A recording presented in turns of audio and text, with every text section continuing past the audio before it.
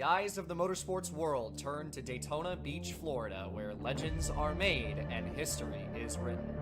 This is more than just a race. It's the most prestigious event in all of motorsports. There's an energy in the air at Daytona that words simply can't capture. No race carries more weight. No victory means more. And when the green flag drops, everything is on the line.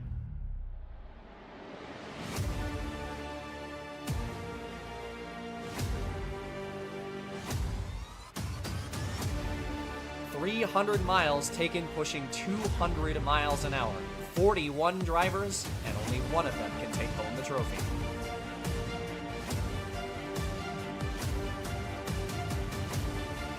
This is the race that means everything. This is the ASCA 500.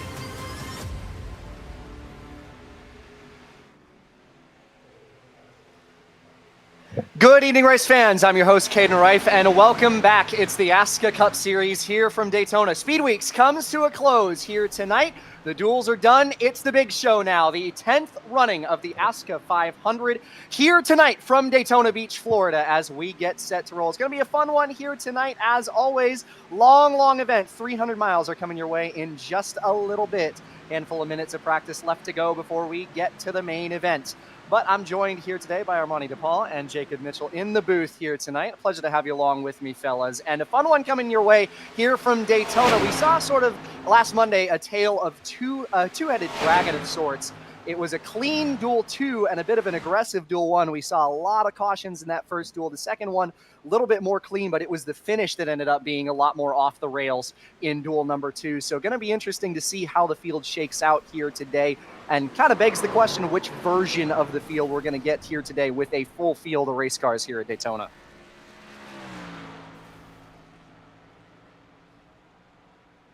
I didn't know if Armani was going first. Yeah, I don't think we established what order we're doing. We've not established a pecking order yet at the booth. It's okay. We'll figure it out. But yeah, just to get on your point here, Gaten, it's gonna be a fun one. $500 on the line for the race winner, and 41 of the best drivers in the business going at it tonight. It should be a really good race.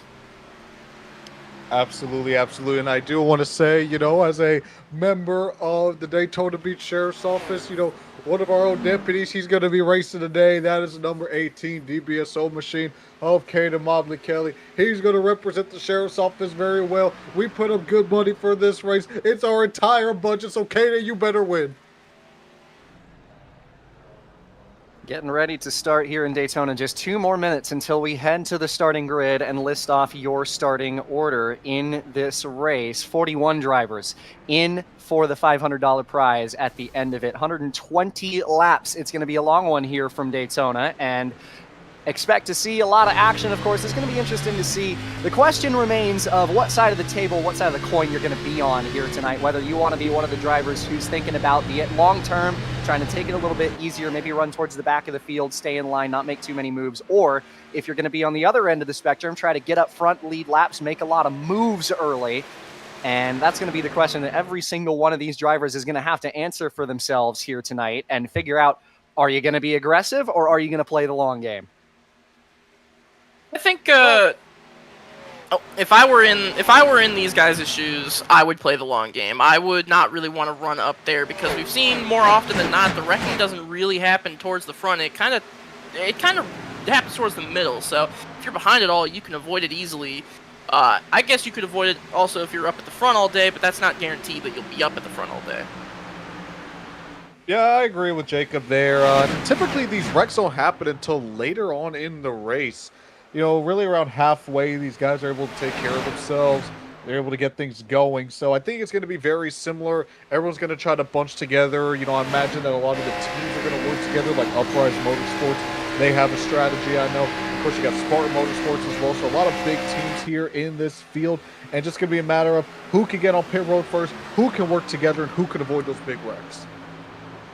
Yeah, absolutely. And our entire 41-car scheduled field is here to make the race. So looking like we are not going to have any of our reserve drivers on the starting grid here in the main show, but practice coming to a close as we get set for the big race.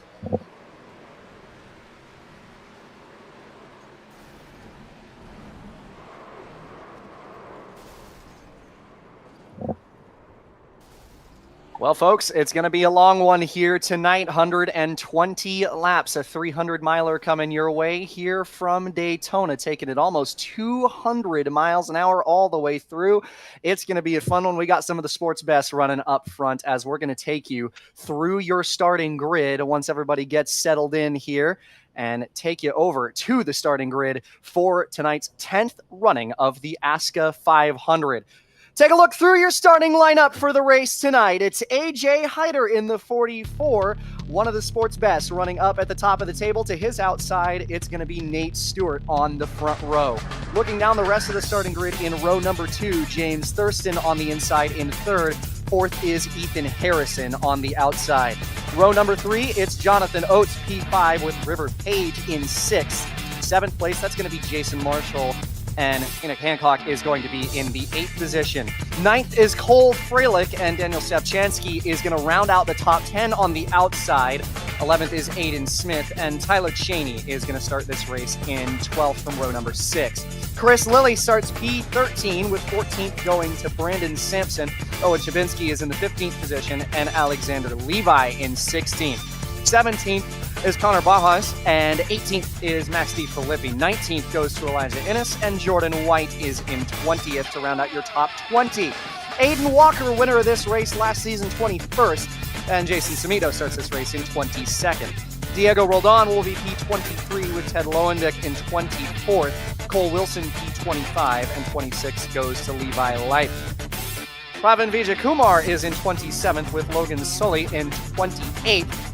John Michael Dunnigan is in 29th, and Landon Warren starts this race from 30th. Ryan Arnold is in P31 with Nico Servideo 32nd.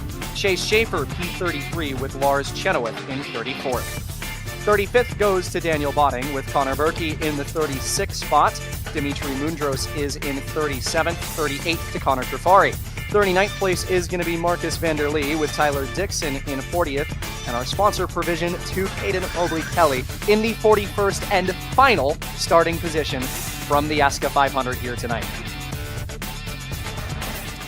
41 drivers set to settle it here in Daytona as we wait for the countdown here on the grid.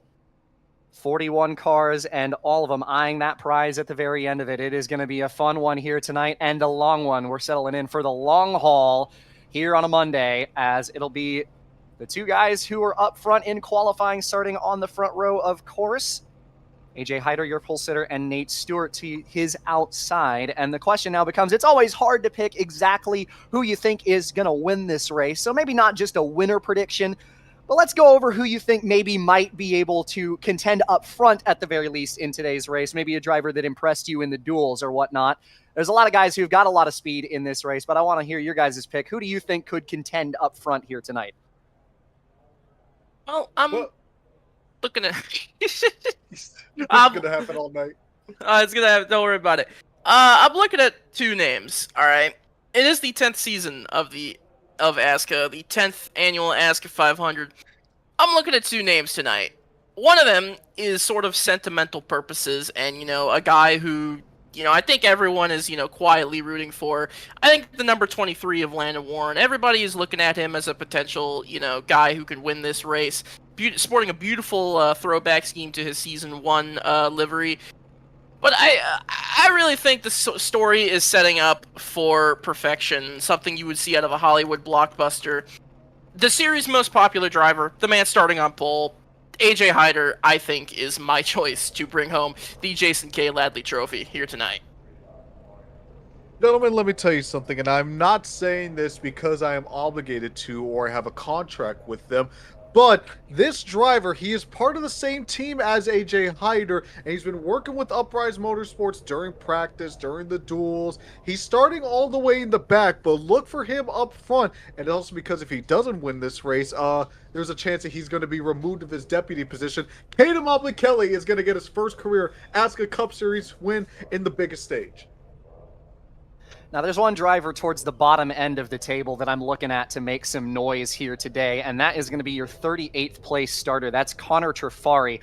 all the way at the back of the field. Now, Trifari, it's going to be a big question for him today to make sure that he can stay clean and get through. But we all know he's one of the more aggressive drivers in this series, and I would not be surprised to see him slicing through the order early in the going here in this one. It's just going to be a question of if he can keep that nose clean and be there at the end of it. He always seems to have a knack to get towards the front of the field. So big question is if he can keep it clean or not. But if he does, I would look out for that 9 car here today.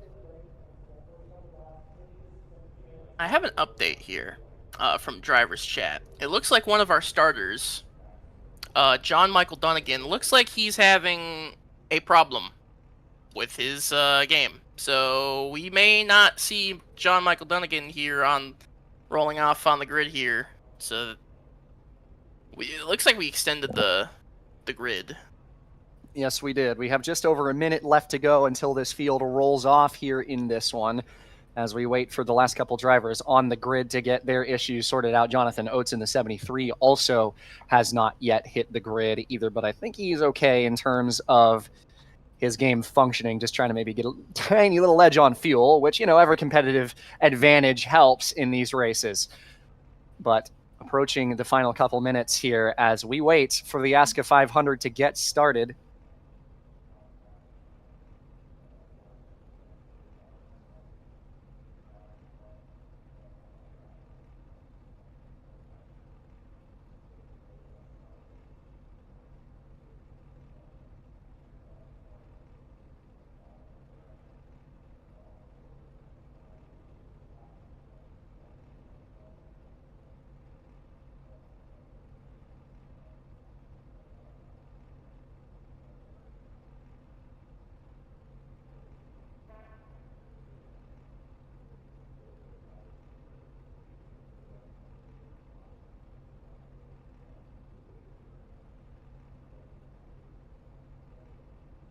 All right, getting set here in Daytona. Just under 45 seconds left to go. And no, we're going to have a longer delay as we continue to wait here. A little bit of an intermission before we get set here in Daytona. JMD, that's Michael Dunnigan, who has still not found the grid just yet. Oates is on the grid. I don't know about you two, but the longer that we wait for this race to start, I feel like the anxiety and not necessarily the pressure, but all those feelings inside are just starting to rile up more and more in these drivers, because not only is it the biggest race of the season, the ASCA 500, but like you mentioned earlier on the broadcast, there's $500 on the line. I'm not sure if that's exactly the biggest pool to win a race in ASCA Cup Series history, but it's definitely got to be up there. So I imagine a lot of these guys, they want to see that green flag and get rolling and racing now. And the more time they got to wait, the more they're just thinking, oh, come on, we got to get this going. Come on, let's go, let's go. Yeah, you kind of, every time I sit there on the grid when I'm in the race car myself, you kind of just feel that building sense of anxiety and anticipation when you're on the grid. And I'm sure that, as you mentioned, keeping all that extra time on pit road here is definitely not helping these guys in terms of their mindset. You kind of get that sensation. It's 120 laps. It's a long way, and it's a lot of money to win a plate race. So would not be surprised if there are plenty of the drivers in the field who are starting to feel that pressure just a little bit, and we haven't even rolled off the grid just yet. But waiting to go here. Let's see if Michael Dunnigan is on the track just yet. Not quite. I'd say that Under this 30 is going to be seconds. the last little roll out for the warm-up here, so if he doesn't join now, I think he's reinstalling his entire iRacing, so that's going to be a little unfortunate for him. Yeah, so one driver that is not going to be on the grid to start. I do remember hearing that there was some issues with maybe the 39's contigs, but it's looking fine on my end at the very least, so think it'll be okay. Everybody ready to go? Engines are fired. Countdown is over. The long wait comes to a close. We got one more pace lap to do before we get underway, but the pace car rolls off, and so do the 40 cars on the grid behind. As we get set to roll here in Daytona, Hyder, our pole sitter, takes us on to the racetrack. And manager AJ Hyder, you've had so many opportunities to win this race, still haven't gotten the job done. I remember, I believe it was the 8th running of the ASCA 500, where Hyder, he dominated the race, but just couldn't get it done at the end. Is today the day? Another new sponsor here, out is Circle K, in is Pepsi, a little alluding to his hero in Jeff Gordon. So let's see, can he finally get the job done? He'll lead the field to green. Can he lead the field at the end of 120 laps? That is going to be the question for Hyder in this 44 team. And of course, there's no question about the talent with Hyder. He may very well be the best driver in this series. The question just is, on top of everything, Daytona, although a lot of people think of it as kind of a sort of luck, let's go gambling type deal, at the same time, it's really a test at game sense. You got to think about every single thing you do and how it's going to affect your race in the future.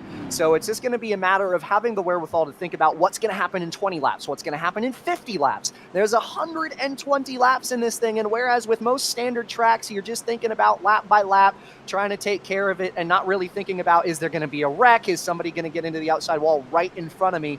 This race, you got to have your eyes open. So it's going to be a big deal here to see if Hyder can be the one to be on top of it at the end of this thing. We'll bring up that point. You said it's sort of a game of chess. It's sort of, you got to think about every move. I will bring up the last plate race we had, Talladega. We saw a funky fuel finish, so I would not put fuel saving out of the question here tonight. Hyder, the pole sitter, to his outside is Nate Stewart, the two fastest in qualifying last Monday. They're going to lead us to it. Pace car is in. It's the moment you've all waited for. The 10th ASCA 500 is underway as Hyder leads us across the stripe to the green flag.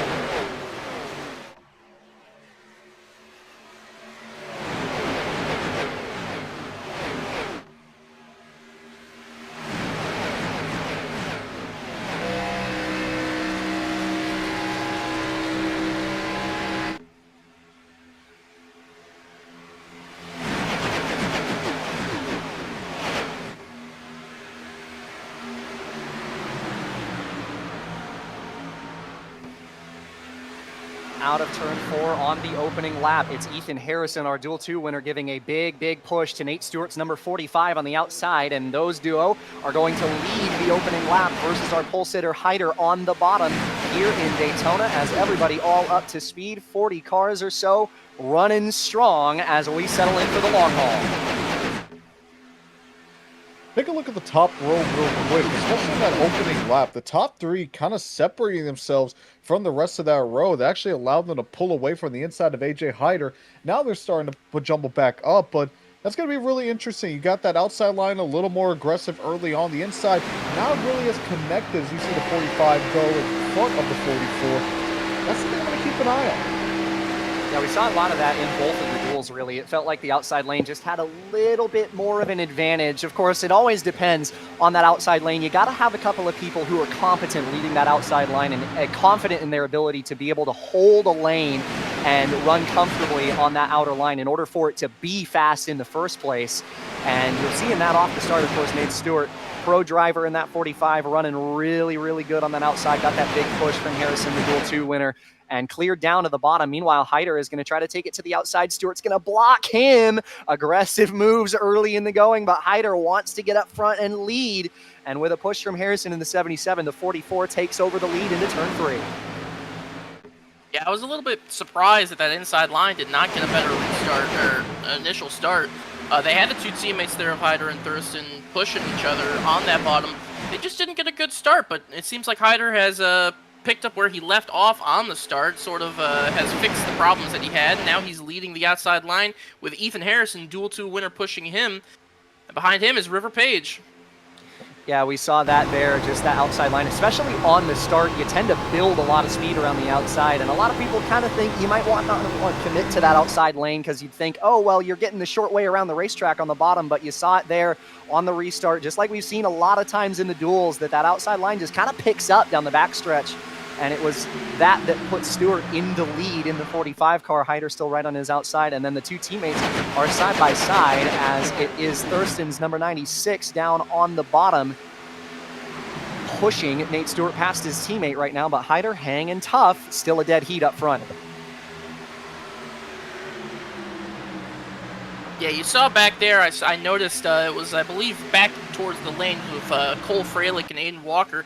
Looks like they tried to form a sort of third line there, and it just didn't really work out because everybody on that outside just sort of came back inside, and it left a couple guys, a couple stragglers there back, and they dropped back on the outside. So trying to form a third line here early, it doesn't seem like it's working so far. It looks like the two-lane tango is going to work as it is right now.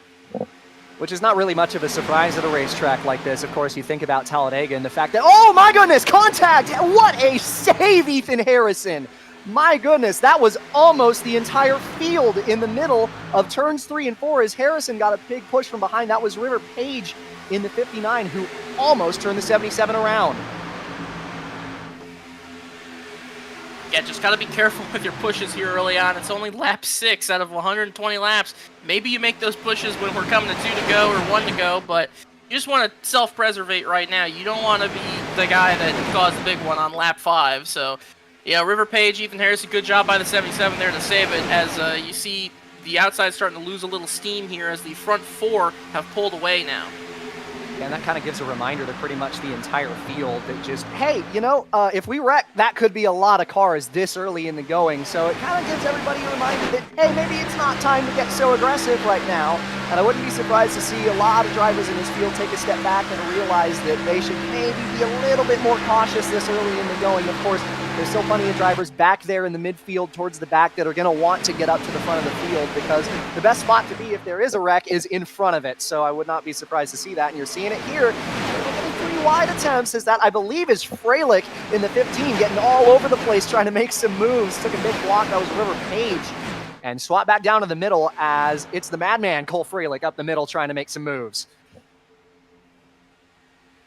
Pushing good right now to the back bumper of the 77 as we see the 89 there of Aiden Smith jump up, try to take that run. He's now going to be leading the outside lane, and we see him. He's side drafting that 73, trying to get a little bit momentum up on the top side, and he's going to do it. He's pulling up side by side. If they can get a few more drivers up there, I think they're going to be able to challenge for the lead on that outside lane.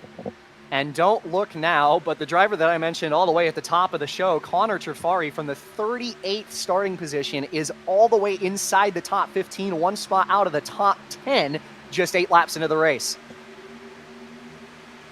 And you mentioned it as well along with him. He is very skilled at these plate races. He's skilled everywhere we go, but it just seems like these plate races, he has more confidence than everybody else. As it looks like Jason Marshall is out of shape and out of line there below the double yellow line. Not sure if he maybe got knocked out of that line or maybe he tried to go to the back to try to self-preservate, but here comes Aiden Smith on the outside of AJ Hyder trying to take the lead here away on lap 8. Here you're seeing this big run on the outside build, and we've seen it over the course of this race so far. These guys are just so much faster on the outside, especially when they're running clean. And the top two, Smith and Ethan Harrison, take over at the top of the table, but Harrison's not done yet. He's going to go back to the outside in front of Freilich to try and maybe make a move for the lead. A little bit of a momentum stall in the middle lane as a result that allows Smith to stay clear in the 89 up front. You've got Chenoweth, I believe that is, in the 11, yes, on the outside of 3 wide. And Freilich is going to go up to that outer line in front of the 11, 3 deep at the front of the field. Little bit of contact. Harrison slipping up and down the racetrack. We've got 3 deep at the top of the table, the top 2 clear in front of him, as Harrison finds himself in the middle of 3 wide for 3rd place behind our top 2.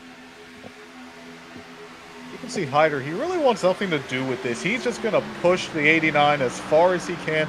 Try to get away from this field. It was already 3 wide. We're on lap 10, boys. Calm down. But I like this strategy. You guys mentioned it earlier where the wrecks typically happen in the middle of the pack. And they're 3 wide right now. So the best way to avoid the wreck, stay away from the pack. That's what the 89 and the 44 are doing. And I like the strategy so far. That's a great shove by Hyder to the back of Aiden Smith to get away. And of course, that 3 wide just kind of creates that wall of air and pulls the rest of the pack off at the top 2 just a little bit. But they're going to get out single file just a little as Ethan Harrison in the 77 finds his way into P3. He's going to look to the outside of Hyder for the 2nd spot, but Nate Stewart's not going to go with him, so no help for the 77 in the middle line at the moment, but a big run regardless. Look at him all by himself there in the middle lane. He's going to pull up side by side nearly with Aiden Smith. Just trying to work that side draft a little bit. That's your biggest weapon when he's in a spot like this right here. managing to stay out there and try and hang tough. Man, he's getting aggressive down in front of Thurston. Almost spun himself out. Another good piece of car control despite the aggressive move. Checks the rest of the field up. He slots back into fourth, does Ethan Harrison. I saw Trafari get a little loose there off of 2 that time, but yeah, I'm liking what I'm seeing so far from Ethan Harrison. He's very aggressive with the blocks. He's very, he's using him as a weapon, and not really on the defense with the blocks, more the attack. I think that's going to play to his favor if he finds himself leading this race late. As John Michael Dunnigan, they're passing the lap car. I don't know what he's doing. Oh, goodness. This is not good. He is 4 wide, and I don't think this is going to end well.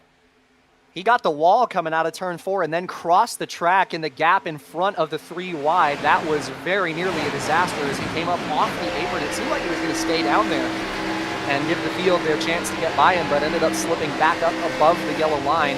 Finds a way into the lead pack just about, and a good piece of preservation by the rest of the field and getting around Michael Dunnigan there, but very nearly a disaster just 12 laps into it. Yeah, that is the definition of a never miss your exit move if anyone's driven on the interstate. However, that could have quickly turned into a Kevin LePage move if the field wasn't so quick to maneuver around it. Yeah, that broke the field up into a few parts. We see a couple of secondary packs at the top of the table, 4 cars in this second group, and then the leaders, 5 of them in a line as everybody gets settled in and recovers from that moment. That kind of split up all the 3 wide we were seeing in the midfield as a result. And a lot of people not too happy over the radio as a result of that, but everybody settles back in. No incident, no foul. Single file through about the top 10. Still Aiden Smith in the lead at the moment.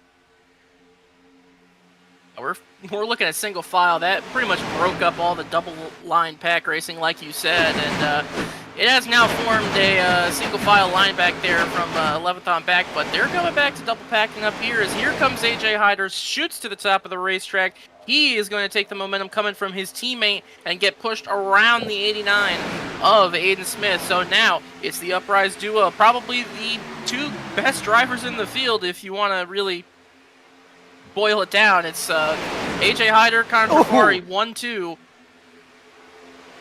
That was Aiden Smith. Sideways on the inside line, very nearly lost it down there as he got very sideways. Believe it was off the bumper, and Nate Stewart held onto it, so our previous leader dropping backwards just a little bit, but another near disaster moment. These guys have shown some great car control so far in this one. There have been 3 or 4 chances for there to be a big wreck, and so far none of them have succeeded in causing that first yellow flag. And what did I say earlier, guys? A lot of these big teams are going to do whatever they can to find each other and work together. Look who are the top 3 guys in that top line. You got Hyder, Trafari, and James Thurston. Especially the third one. He's a new addition to Uprise Motorsports. They're going to work together. They're going to do everything they can to control this race, control the front of the pack. That's exactly what they're doing right now. They're controlling the top lane, but you already know there's still a couple guys in the field. Caden Mobley Kelly, he's further in the back of the pack. Once he works his way through the field, I imagine he's going to be with these guys. So these teams, they're going to keep working together and try to get themselves up front and control this race.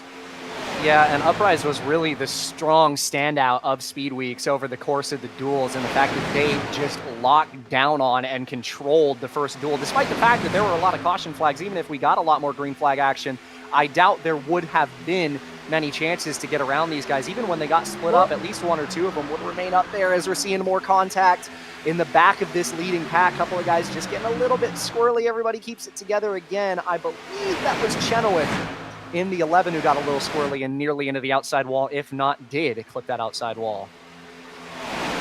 And as we were singing the praises of Uprise Motorsports, they got passed here by look at that 72 Haichu machine of Cole Wilson. He was a standout name in last year's Truck Series. Decided to make the jump up to Cup this year, and it looks like it's already paying out for him. I know it's a plate track, it's the ASCA 500. Anyone can lead this race, anyone could do good at a plate track, but Cole J. Wilson, one of those guys to look out for here early on. I think he'll be one of the names you see up front more often than not here in the ASCA. And Hyder down to the bottom in front of Aiden Walker, who got just a little bit squirrely off the bumper of Harrison in turn 4 that time through. He's going to take it to the inside, and meanwhile, the other Uprise cars are going to split Wilson 3 wide. It's a team-coordinated attack here in turns 1 and 2. Walker with nowhere to go. Wilson into the middle with no help. Man, that was an aggressive move to filter out the 72, who went up and just drove straight past those guys for the lead just a couple of laps ago. Man, this is an Uprise dream. They are literally controlling the first 2 rows. You got Jafari leading the top. You got Hyder leading the bottom. You got Ada Walker. You got James Thurston in there. And look at this. Walker, he's going to go up top. Hyder's going to go up top with them too. Now you got 1 through 4 essentially Uprise in Motorsports. Exactly what the doctor ordered for this team. But Walker's going to get filtered out here as the Uprise boys go down to the bottom as Hyder pushed by Trifari, 44 in the lead. And right behind that, side-by-side for the 3rd position as Thurston ends up the first car side-by-side with Walker in the 93. And again, more talk here as it is JMD who is earning a little bit of vitriol. That was from Levi Lipes, number 14. Getting a little bit sideways off the bumper of the 29. Everybody keeps it straight once again. Closing in on 20 laps completed in just a couple of times around here from Daytona. And the lead pack pretty much back all together again as that secondary group that were still split off from our encounter with the lap traffic seeming to get back situated and join this lead group all as one conglomerate back about 35 cars. So a lot of people still in this group, a lot of single file through the midfield. It's double file up front instead as Hyder continues to lead down the backstretch. Yeah, some very clean racing here throughout, knock on wood, but clean racing throughout 19 laps here. And not a lot of big moments here other than a few great saves from Ethan Harrison and lap. He's going to have another one! This guy's just full of great saves. Ethan Harrison, he knows how to wheel that race car around, and he's trying to wheel his car back up to the front. He's side by side now with AJ Hyder, trying to fight off the attack of the 3 Uprise cars on the inside. You can only do that so many times. You got to think Harrison's starting to get away with him just a little bit. He's taken a couple of really big pushes and gotten sideways on that outside, but he's doing a great job keeping control of that race car, taking the fight to the Uprise guys on the outside lane with help from Walker. The 74 is right behind. That's Chase Schaefer. Then River Page is 4th in line on the outside line. The first car behind the Uprise drivers is Aiden Smith in the number 89 as Harrison down to the bottom in front of the Uprise trio takes over the lead. We mentioned earlier with Harrison, the blocks that he's been making. I wonder if he continues to go crazy here in the front of the pack. With the blocks that he's making, they are a little bit aggressive and how early they're going on, especially later on in the race. You got to wonder, some guy's going to remember that. They're going to cut him some slack later on as we get into halfway, 3/4 of the race, especially once we start getting towards the fuel mileage. It's about 39 laps is what we're hearing of fuel. So, you're going to want a lot of these guys to get down to the bottom, which means... Oh, and around goes Aiden Walker into Harrison. Somehow they're all facing the right direction. Oh, this is going to be a nightmare to try to get these guys sorted and back up on the racetrack. Everybody is going everywhere. They all went down to the apron in thought of a caution. There it is. I guess they threw that caution maybe a little late. Everybody had it already saved, but... Whoa. Big slide there for Ethan Harrison. Damage on the right side. That was River Page who got pancaked into the outside wall. Man, a big collision up at the front of the field that could have been a lot worse. But we finally have our first caution of the race. 21, now 22 laps into it here in Daytona. As we get a look back at what caused this incident. Starts in turn 1. It was Chase Schaefer making the big move down to the bottom, and the field gets just a little bit stacked up as a result, and then a big block to the outside in front of Walker. No chance for Page to really react, pushing Aiden Walker through. Walker slides down and turns Harrison back up into River Page, and those two go into the outside wall hard, and somehow, at the very least, still facing in the right direction, and nobody else really got a big piece of it. The field fanned out hard onto the apron down the backstretch. That was a big moment. Yeah, I mean, a couple guys went sideways. I think the 19's the one who went almost around. But other than that, You got a little bit of damage to the 59, the 77. A couple guys up front might have some damage, but other than that, that is the tamest big one. And I don't even know if you could call it a big one because really no one got, any serious damage. That is one of the most tamest accidents I've ever seen. Just really speaks to the level of driving we have here in ASCA. Just the ability to save that after what really should have been a really big and bad wreck at the front of the field turns into. I don't think it'll be too much damage. Maybe it'll be a little bit of wheel damage for Ethan Harrison, Aiden Walker, but it shouldn't be too much damage. That's going to be one of those incidents you look back on later in the race when you're up there in contention and think, man, am I lucky I didn't get involved in that one. Well, it's going to be a busy, busy pit road here this time by as everybody's coming down for fuel. All of the lead lap cars are in. Hyder, the 44-year pole sitter, he's into his box. Thurston a couple boxes behind. A little bit far forward for the 96. It might cost him just a little bit of time. Looking like it's going to be fuel only for plenty of drivers. Freilich is the winner off of pit road. Hyder in front of his teammate Trifari, Chase Schaefer behind that in the 74. And there you see a couple of drivers, the two lappers that stayed out on the racetrack, but Freilich takes over the lead off of pit road.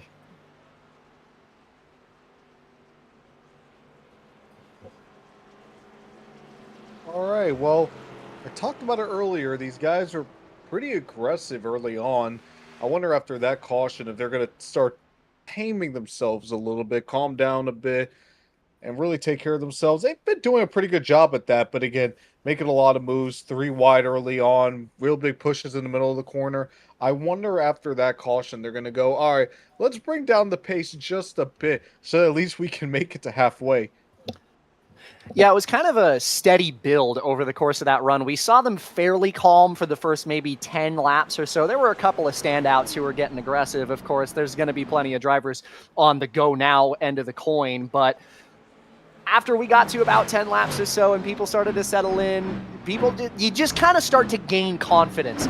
You start the run thinking off, oh, well, it's early in the race. Let's maybe take a little bit easy. But as the race goes green and goes green and goes green, you start to think about that just a little bit less and get focused on the race itself. And then that's when you start to see guys make moves. We saw the 77 of Harrison getting aggressive. A lot of other drivers who are making some moves there. Chase Schaefer was the one who got aggressive that resulted in that caution flag. So it's really just a big deal there. These guys just get a little bit too comfortable. And that's when you get to a point like that where the race for the lead gets dangerous and it results in that first caution flag. Just a lot of aggression really was bubbling up in that pot, and it finally broke free. But it looked like not too bad as we run right now. Looks like all the cars that were involved in that incident looks like they're mostly undamaged. Still a little bit of rear quarter panel damage on that 77, but other than that, it really is just nothing venture, nothing gained type beat on that one. Yeah, and the benefit of having an incident like that early in the race is those drivers are going to have a chance to, maybe if there's a couple other caution flags, which of course we expect at a race like this, they're going to have a chance to get those things fixed, given that there is still just under 100 laps left of it. I believe Freilich was one of the only cars on pit road that took no tires. Would not be surprised if a couple others did, but Freilich jumping the uprise cars to get up to the top of the table, and Hyder in the 44 starts in the second position. And then you've got the 9 of Trifari in third. Schaefer's 74, is in the fourth position. And Balheis in the 8 is the last car in the top 5 on the restart. Here's something on the 59's radio about like his damage report maybe not being fully accurate. So it'll be interesting to see how that car handles once we get back going up in the gears. So keep an eye out on the 59. Coming to the restart, it'll be lap number 25 when the field goes green. This time by still 96 of them left to go here in Daytona. Freilich, the NOS 15, he's going to lead us out of turn number 4 to the restart with Hyder in the 44, your most recent champion and your pole sitter, to his outside. Coming to the green flag, pace car in on the left. Freilich and Hyder on the front row. Green flag is in the air. Clean start. Good jump for the 15, and Freilich is away. See if the uprise cars are going to work together to try to get in line here on the bottom. Trifari is leaving a pretty big gap to the 44.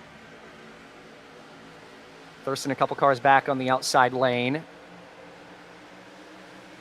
Hyder's going to stick with it on the outside as we round turn 2 and get back up to speed down the backstretch. Early on, a couple cars climbed upstairs, going to that outside line, leaving Trifari all the way down at the bottom. Surprised Thurston and Hyder did that, leaving their teammate. Now here comes the 44 down on the inside. Let's see if Thurston goes with him. He does. And Ballheis in the 8 is going to get down on the bottom and split the uprise cars up, which is a pretty smart move from him, as Trifari is going to be a lane behind the 96 of Thurston.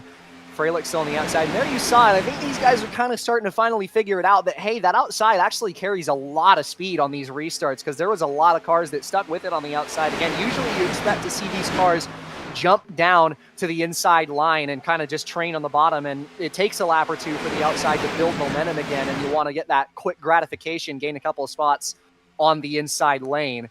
But not today, as these guys have carried a lot of that speed on the outside lane. We saw Freilich get all the way out to the lead. It took Hyder and the coordinated move from the uprise cars down to the bottom to drop him out of the lead. And even then, Hyder stuck with it on the outside to get there in the first place.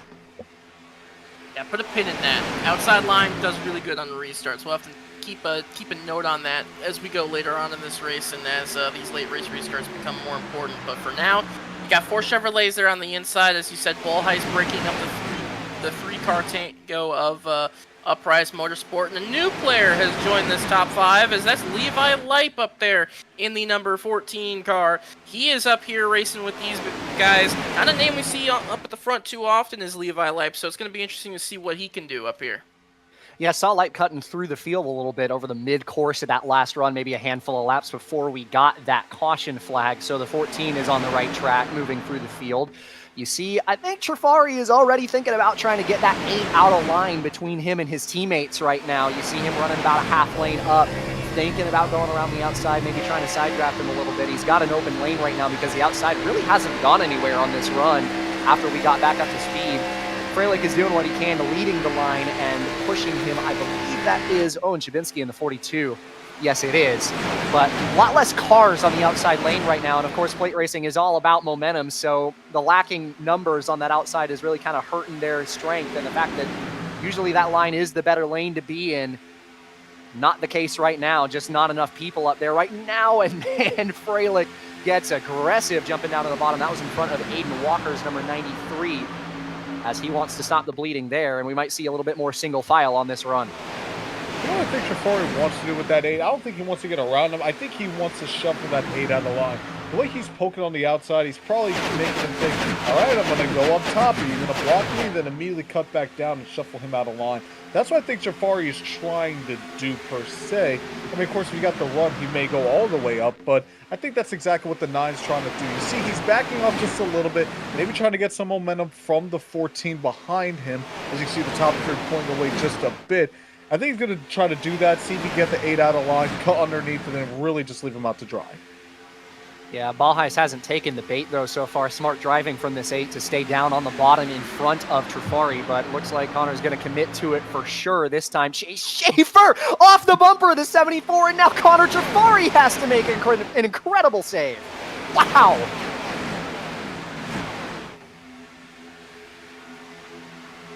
I have no idea how we haven't had bigger wrecks in this race. Yeah, it's been crazy how we just have had several chances for a big wreck to happen, and somehow they've all kept it safe now. As we see Owen Chabinski now joining the party up there on the top side, trying to lead that outside line to something rather than just sitting back here. And now the important thing for Trifari is that 9 car, as a result of trying to get the 8 out of line and get up to his teammates, instead that went completely wrong. And now there's 2 cars between him and his 2 teammates leading this race in Thurston and Hyder. Well, now Trifari really doesn't have a choice. He needs that 8 or that 74 to go up, make a second line, challenge the 44 and the 96. Then he can get to the back bumper of the 96 if he wants. But I mean, if I'm Trifari at this point, I'm just going to settle down, because that could have been huge. Yeah, but at the same time, we're talking about Connor Trafari in the 9. He wants to get up in front of the field in any way he can do it, and I would not be surprised if even after nearly losing his race there in turn 4, he's still thinking, okay, let's get that spot back. It's just the mindset you gotta have in these plate races. 1 minute you're nearly wrecking, you gotta keep it going on, and you just gotta keep it going like nothing ever happened. You just want to keep your car going straight, keep it moving forward, and get those spots back. We were talking about Trafari and trying to maybe fake out the 8 of ball highs. Oh, spinner in the back. Never mind. We got a crash in turn 4. Cars into the outside wall. It's the 94. Big crash. A couple of cars involved in it. Really only one that was that 94 with damage. Believe that was Sumito, if I'm not mistaken. It was and Sumito. It was. Just second caution. Just the littlest bump there from Aiden Smith. Just not really a great bump.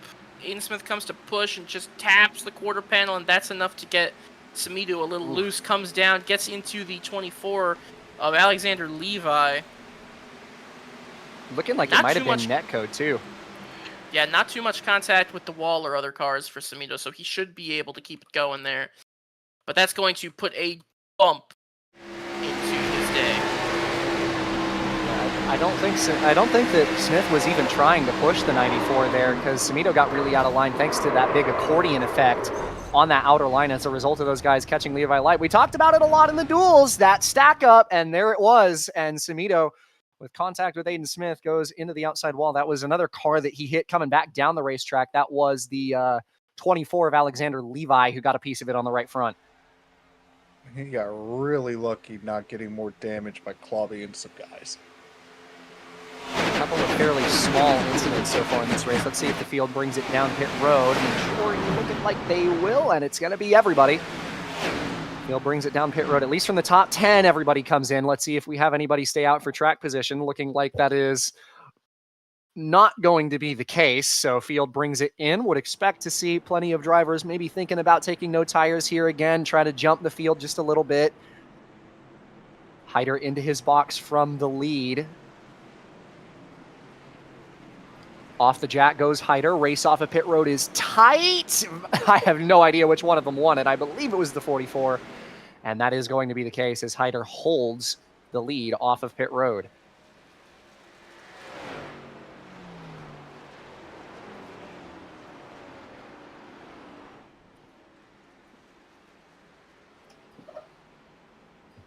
So second caution of the race just after lap number 30. Hyder with the early lead. These Uprise cars, I know we've talked about them a lot over the course of this week and last, but they have just destroyed the field. There's no other word for it over the course of these races so far. It's just a question of if anybody can kind of get situated, maybe build some alliances to try and split these guys apart, because it's starting to feel like you might have to do it to keep them from winning this race.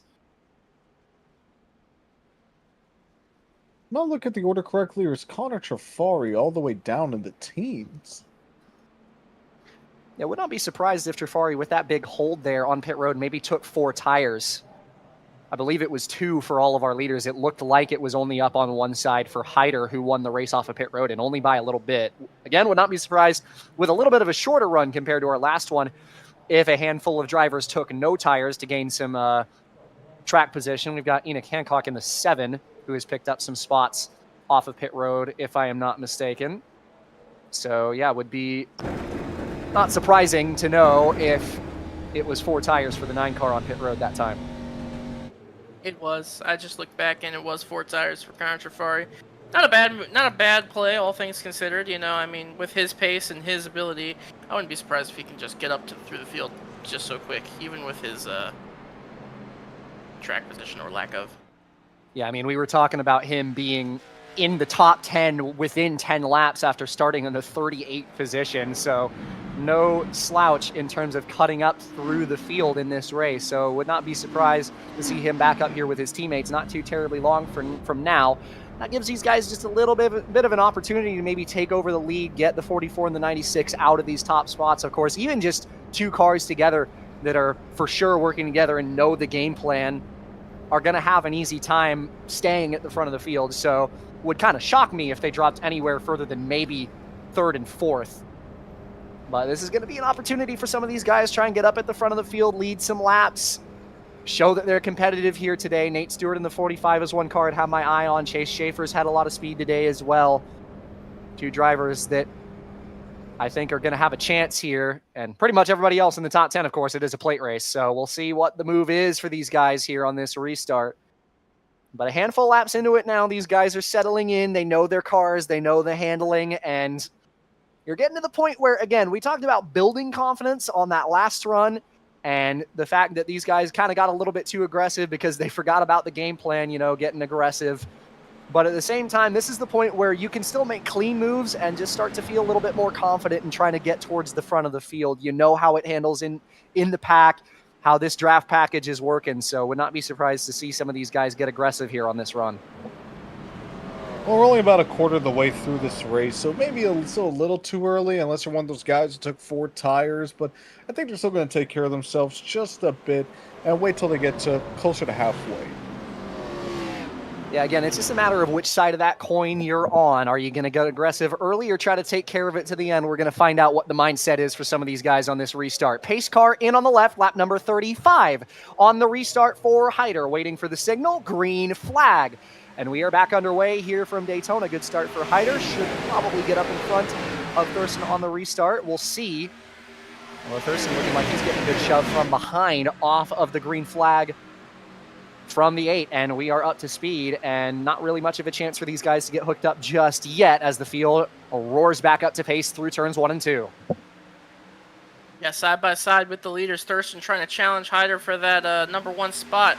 Looks like maybe Thurston wants to lead. He has not done a lot today, and as we pointed out many times before on the restart, as here comes now, Connor Bullheis to the inside here for that lead, trying to pick up the pace for Hyder behind him, but the outside line we saw was better there, as now Levi Lipe is pushing James Thurston up there. He's got Chenoweth behind him, and Hancock is up there too, and here comes Trafari on the outside. We said those 4 tires, he's putting them to good use. Wanted to talk about Bullheis and the fact that 8 car earlier in the run wasn't taking the bait from Trafari to go to the outside. That was smart racing. And now splitting up the 2 Uprise teammates is, again, smart racing from this 8 car. I'm kind of impressed by what he's done so far today. He's got a good handle on his race car, knows exactly where to put it as well, and has done a great job at the front of this field so far. Yeah, they put themselves in positions quite nicely. As you can see, back in the pack there, it looks like Trafari's run of momentum there sort of lost out, and he has fallen back tremendously now. As now Thurston, or Bullheis, one of the 2, they drop down to the bottom, and now here comes Levi Lipe leading that line, as here comes Hyder up to the top trying to pick up, and now Thurston comes back up to the top to pick up Hyder. So the Uprise duo, 1-2, they're going to be able to power around Bullheis here on the top. You just can't let them find that opening. And immediately, again, I know you watching at home are probably thinking that we've talked way too much about these guys, but you just can't help it when they've led almost this entire show. And right there, Hyder gets just one tiny opportunity to get back to his teammate and immediately does it. These guys just have the field's number right now. It's been hard to keep them out of the lead. And even though Bullheis managed to separate them in that 8 car, didn't matter. They still got together just a couple of laps later, and now are 1-2 once again. It's like the field is done. Sorry. Go on. I was going to say, it feels like the field is a little more aggressive this restart. I don't know, just the cars look a little bit faster, the field looks a little bit squirrelier. I mean, you mentioned earlier, Caden, where these guys are going to get a little more aggressive, and I mean, you can see the middle of the pack right now, 3 wide towards the back. Yeah, I think they're starting to pick up the pace here. Yeah, I told you, man. It's just that racer sense. You get on the racetrack at this point and you start to think, okay, well, now that we've got a couple cautions under our belt, maybe we can get green. And also just the fact that you start thinking about, well, you want to make up some positions. You get to a pit stop like this, and when you lose spots on pit road, like we saw Trafari did, he immediately was thinking, okay, I got to get those spots back. Got aggressive on the start, seeing a lot of other people, seeing these restarts as opportunities. So doing a great job of trying to make it through the field is going to help you in the long term, because you want to get up in front of the field. As I mentioned, for a long time, in my case, being in these plate races, you kind of think about the fact that I spent a lot of time sort of sitting at the back of the field and trying to be behind the wreck and just take it easy. But you get in enough of them and you start to think it's just better to be up in front of the wreck. So a lot of these guys are going to get aggressive because they want to get to the front of the field. And right now, aggression at the front of the table again is going to be Ballheis trying to take over the lead versus the two Uprise teammates. He's got a push from Chase Schaefer on the outside. Here comes the 8, and he's got the lead. Speaking of aggression, I saw them back there. The 96 and the 44 got way out in front of the field, and the 8 and 74 linked up. It looked like one of those early 2010s tandem racing sort of moments as the 874 linked up, and they got a huge run on the 96 and 44s, and that has paid off. They are now in the lead, leading both lanes. But the field has caught back up to them as Schaefer now jumps to the bottom, and that leaves Owen Shabinsky to lead that outside line, and he is loose. Very sideways. He gets forced down to the middle as a result of that slide. That was off of the 70. Tyler Cheney up front for the first time today. Saw him leading quite a lot over the course of the duel that he was a part of. He gets pushed down to the middle lane as Chenoweth goes around the outside, help from River Page. You know what that is? That's just inexperience up in the field. I think OJ got really excited. He's like, man, I'm up in the field. It doesn't happen a lot of times with the 42 driver. We saw he got super loose and immediately goes to the back of the pack. Yeah, but at the same time, it's also that big push from behind. I think these two Toyotas of Chenoweth and River Page have been working together for a lot of today's race, and you see it there that they've been pushing so hard with each other. And again, that's another case. I've seen it a couple of times now with River Page. You saw it earlier when Schaefer was getting aggressive with the blocks. Page has been linked up in line and pushing hard. Page is one of the better pushers in the field, but as a result, it kind of results in if people get in your way and kind of push you and block you, check you up, results in something like that, where Chabinsky gets sideways. We saw it earlier with the 77 getting tagged, with Aiden Walker going sideways. So it's just that trade-off. But battle for the lead continues up front as, again, Ballheis in the 8 is going to go around the outside of Schaefer, and he takes over the race lead. Chenoweth continuing to get aggressive, trying to get underneath of Hyder for the second position. Does get there. The 8 will stay on the bottom.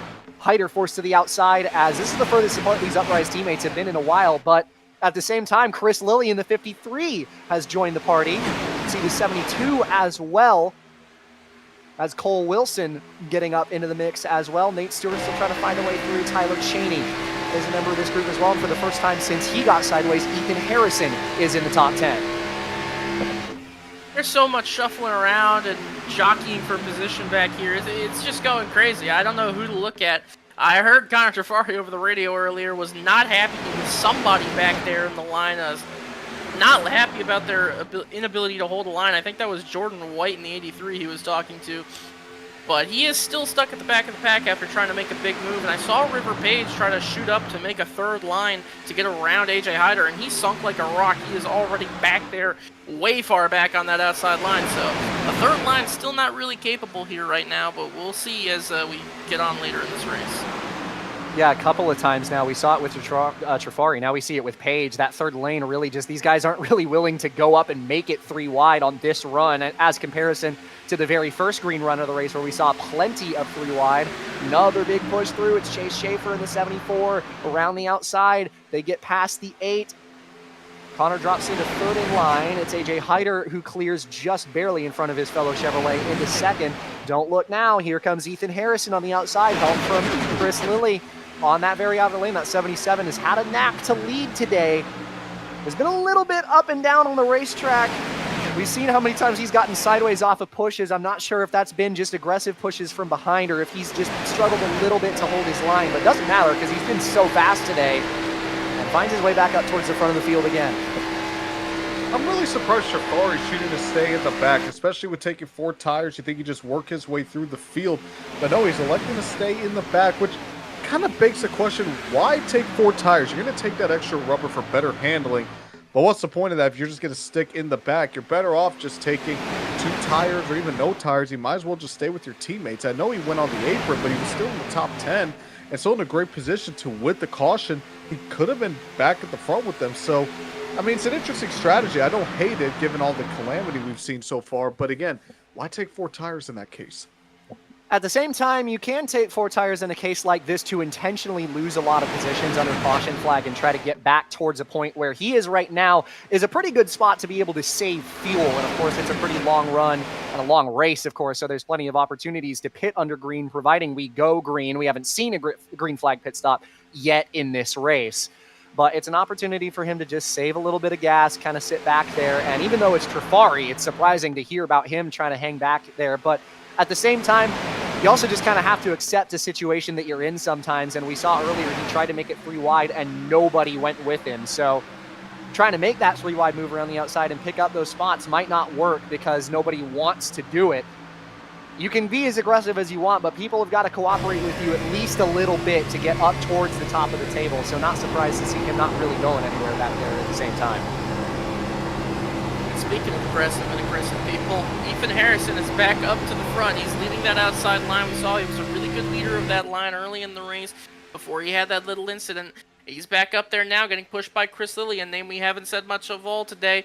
Behind him, Cole Wilson, said that his name earlier. And behind him, Tyler Cheney in the 70, again, another name we haven't heard a lot all day, but he's up here late, or not late, but he's up here in the middle going of this race. Yeah, closing up on the halfway mark in about 15 or so laps from now, so we are quite a long way into it by this point, and these guys, again, they know their cars by this point. We're seeing this field settle into this same style of racing we've seen these last couple of green runs, only a couple of cautions, so everybody's confident in their racing ability right now. That's giving these guys a chance to get a little bit aggressive up at the front of the field, gives us just that little bit of a show. Seeing a third lane again, potentially starting to form back there just a little bit. Couple of cars trying to go 3 wide. We see Trifari's one of them. We got one car in the middle getting filtered back. That's Cole Freilich in the 15, who has had a lot of speed today, but not quite in the track position that he would want to be in right now. But up front, Harrison, 77, was clear of the inside line, got down. That results in Chris Lilly. Again, we've seen a lot of these guys duck down to the inside line. Oh, who is this contact back there? Nate Stewart sideways. Couple of cars on the apron. Roldan is down there as well in the 99. Everybody holds onto it. Great save in the midfield there. Lilly's being really aggressive right now. He's trying to play the Pied Piper. Lilly, you're a Jimmy Johnson throwback, not a Dale Jr. throwback. Come on, man. I wanted to talk about the fact that these guys on the outside, we've seen quite a few times in a row, and this is kind of a trend on these super speedways, is the guys will clear on the outside line, even though it's the much better line, will then move down to the inside thinking, okay, I've got control of the field, and just slot in and stay there. And now 2 separate leaders, we've seen the 77 of Harrison and then the 53 of Chris Lilly, both clear on the outside, but decide they don't want to stay on that line, which of course, it defends you from really losing a lot of spots. If you get a couple of cars clear on that outside line, these guys are going to pull away, and then maybe one of them thinks about going to the bottom, forces you even 3 wide. And as a result, you lose more positions than you would just riding around on the inside. But at the same time, it's kind of this reluctance to stay on that outer line. And we've seen that a couple of times. These guys are really losing some positions, and now as a result, it's put Cole Wilson, 72, back into the race lead. Chris Lilly now hooked up with his teammate there, AJ Hyder, on the inside, trying, as here comes Chase Schaefer. He almost didn't. He almost thought he was indecisive there for a moment about picking a lane, but he slid there in between, and now he's down on the bottom pushing Cole Wilson once again, and now behind him, again, Lilly just trying to get a run, but not really able to push up and lead sort of as Hyder was with Trifari, looking like they're maybe trying to get a little bit. Little squirrely off of the bumper of Hyder there. We saw it just a little bit there. These guys, you can't be indecisive in a moment like that. We saw Chase Schaefer was thinking about it. He got away with it because 53 of Lilly didn't really have a lot of a run down there on the bottom. But if you end up indecisive like that, could get put in the middle of 3 wide, or an even worse situation where you turn somebody. He was on the quarter panel of Harrison for a while. Of course, you can also argue he's probably just trying to side draft him just a little bit and pull him backwards before he got down to that bottom lane, as we're going to see this big aggressive block. Again, the 74 and the 77 back down to the inside. Schaefer and Harrison out to the lead once again. Pulling away just a little bit from our third place cars side by side is Cole Wilson with Tyler Cheney, who again, Cheney was in a close position to potentially challenge for the dual win that he was in. That was in duel 2. Didn't quite come away with it, but has had a good car over speed weeks and a good handle of this racing. And now he's finding his way closest to the lead that he has all day. side by side for second, while Schaefer is, again, he's been really aggressive with the blocks, maybe one of the most aggressive leaders in this race so far. He's going to move back to the outside, get in front of the 70.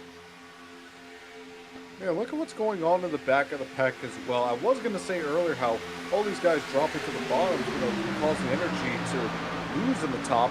Then you got the guys on the bottom of the track towards the end starting to filter towards the top, and that's what's kind of allowed kind of this chain effect where, all right, kind of next car up, if you will. One car goes to the bottom, well, guess what? Another car in the back is going to take a spot, and that energy is just going to keep going on that outside line. So you can see a third line trying to be made right now.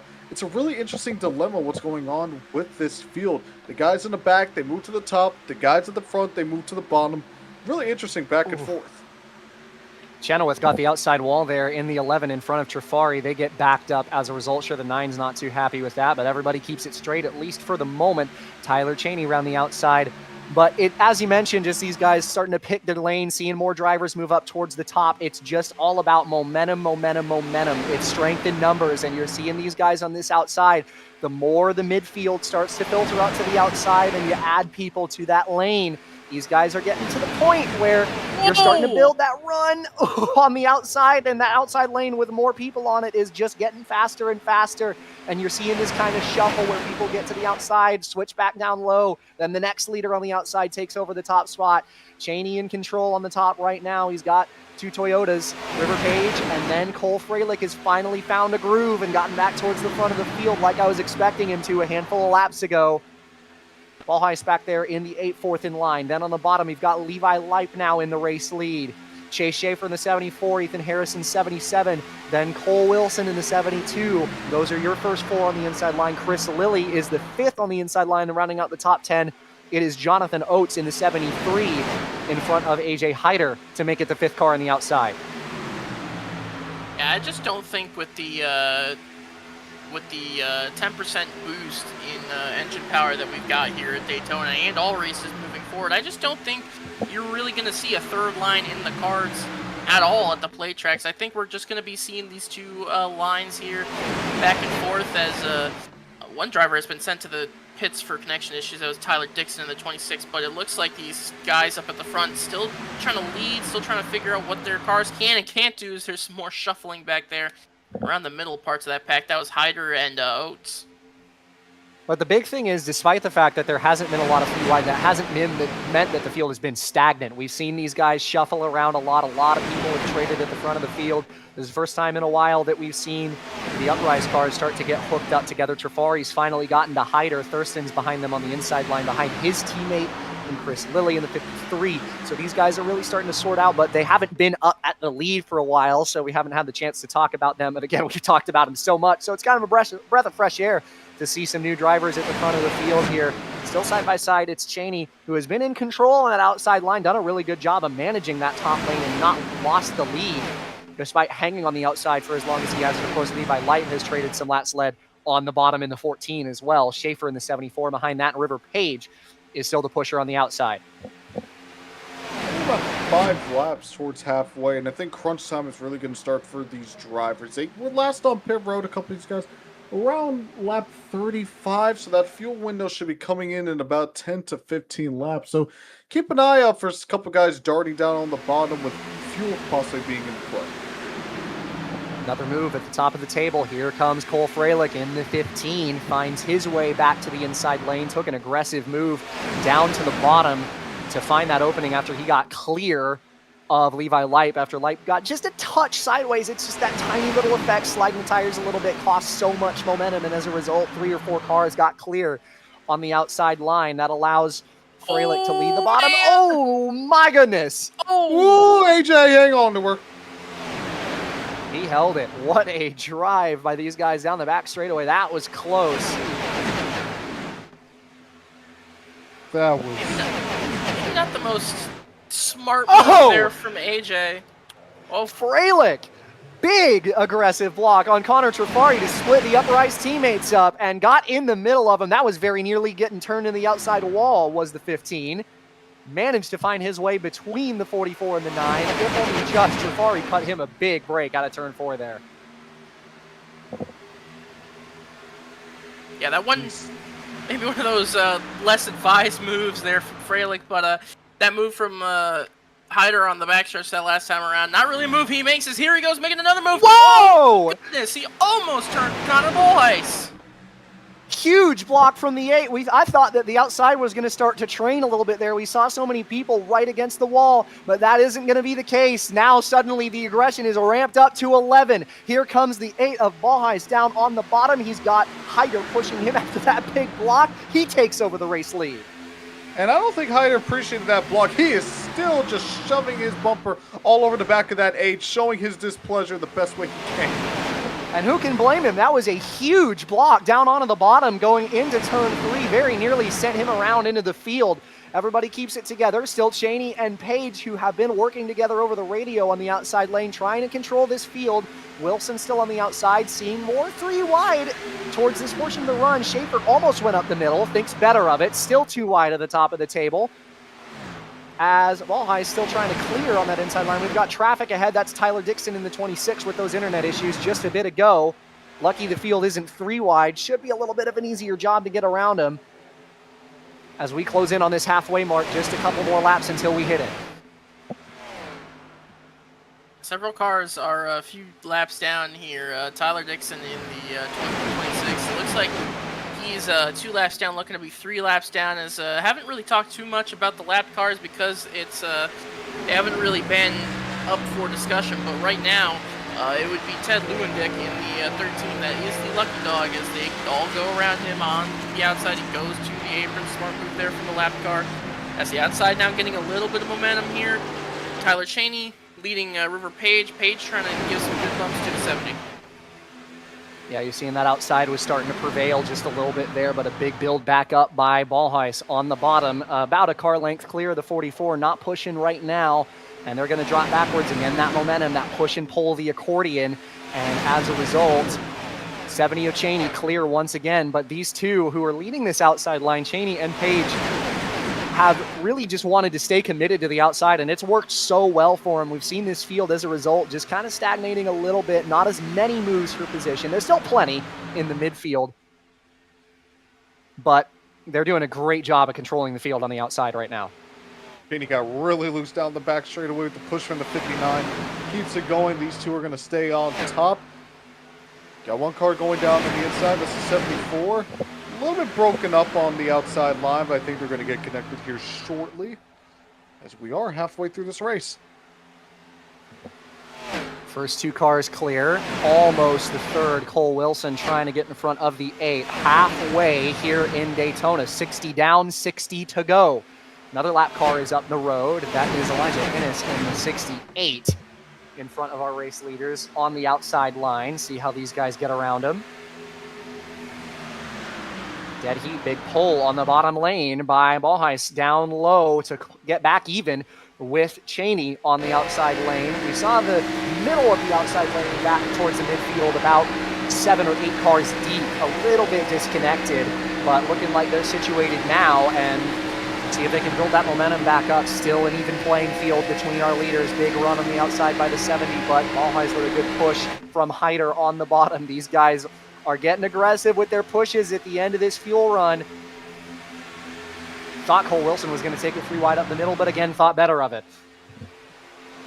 I'm surprised we haven't seen more people try and fuel save. I understand that there's 20 or so guys up in this front pack, and then you have, stragglers there at the back and off the end of this pack that are just sort of hanging on the inside. I'm looking at those guys that might be the fuel savers, but once these guys pit, it's going to be interesting to see what they do under green. I think they're probably going to get pretty straggled, pretty loosely connected, and it's going to be a much more calmer affair once these guys drop off the pits.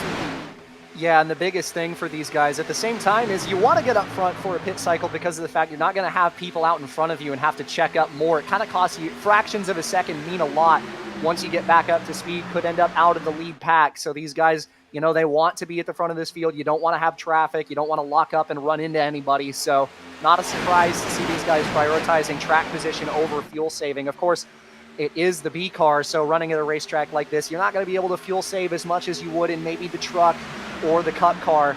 So these guys, track position is probably more important on the docket in a race like this. Big push on the outside, top 3 on the outer line all linked up as Wilson pushes Page through Cheney to pull in front of that inside lane just a little bit. But these same few 5 to 10 have been at the front of the field for quite a while now. And have really, again, I cannot stress enough, the 70 and the 59 have done a fantastic job of controlling this outside line and not letting anybody split them up and get them out of this outside line. And they haven't taken the bait of switching down to the bottom and watching the outside line blow right back past them. So they are doing a fantastic job of controlling the field right now. Well, another thing, too, we talked about them for much of the race, but Uprise Motorsports, they're kind of scattered all over the place. Hyder's somewhere in the bottom. Thurston's somewhere in the bottom. Shafari's in the top. There's a couple guys in the back. Haven't heard from Chris Lilly in a couple laps. So, I mean, this team who was dominating the first quarter to a third of the race, I mean, right now, they're all over the place. Down on the bottom, we see Ballheis with a nice push from Hyder this time. Builds up and gets in front, if only for a moment. But again, that run off the corner, down the hill. Cheney back to the lead and leads another lap at the stripe that time.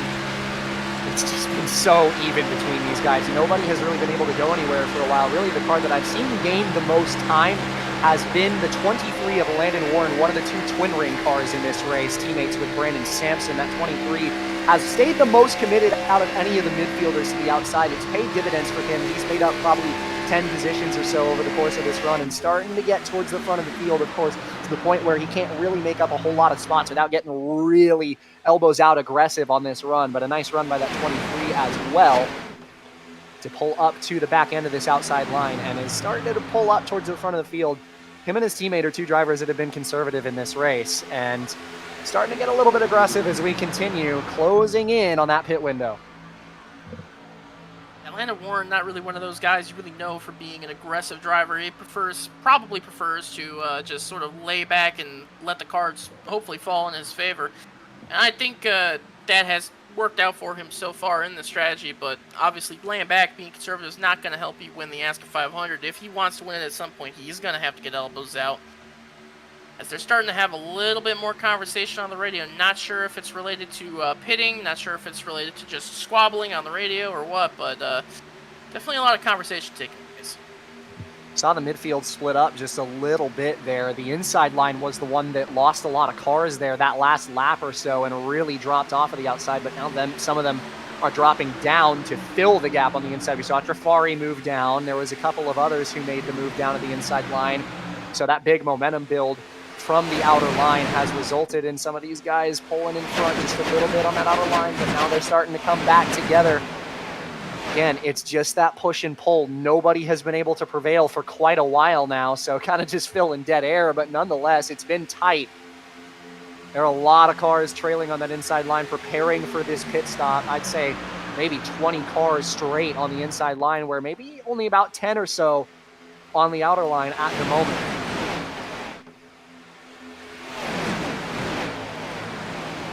Here comes Cole Freilich. Say, trying to hear if anyone on the radio is going to talk about fuel and pitting. No one as of yet. Still kind of all over the place. You got one guy getting shuffled out. I believe it's a 15.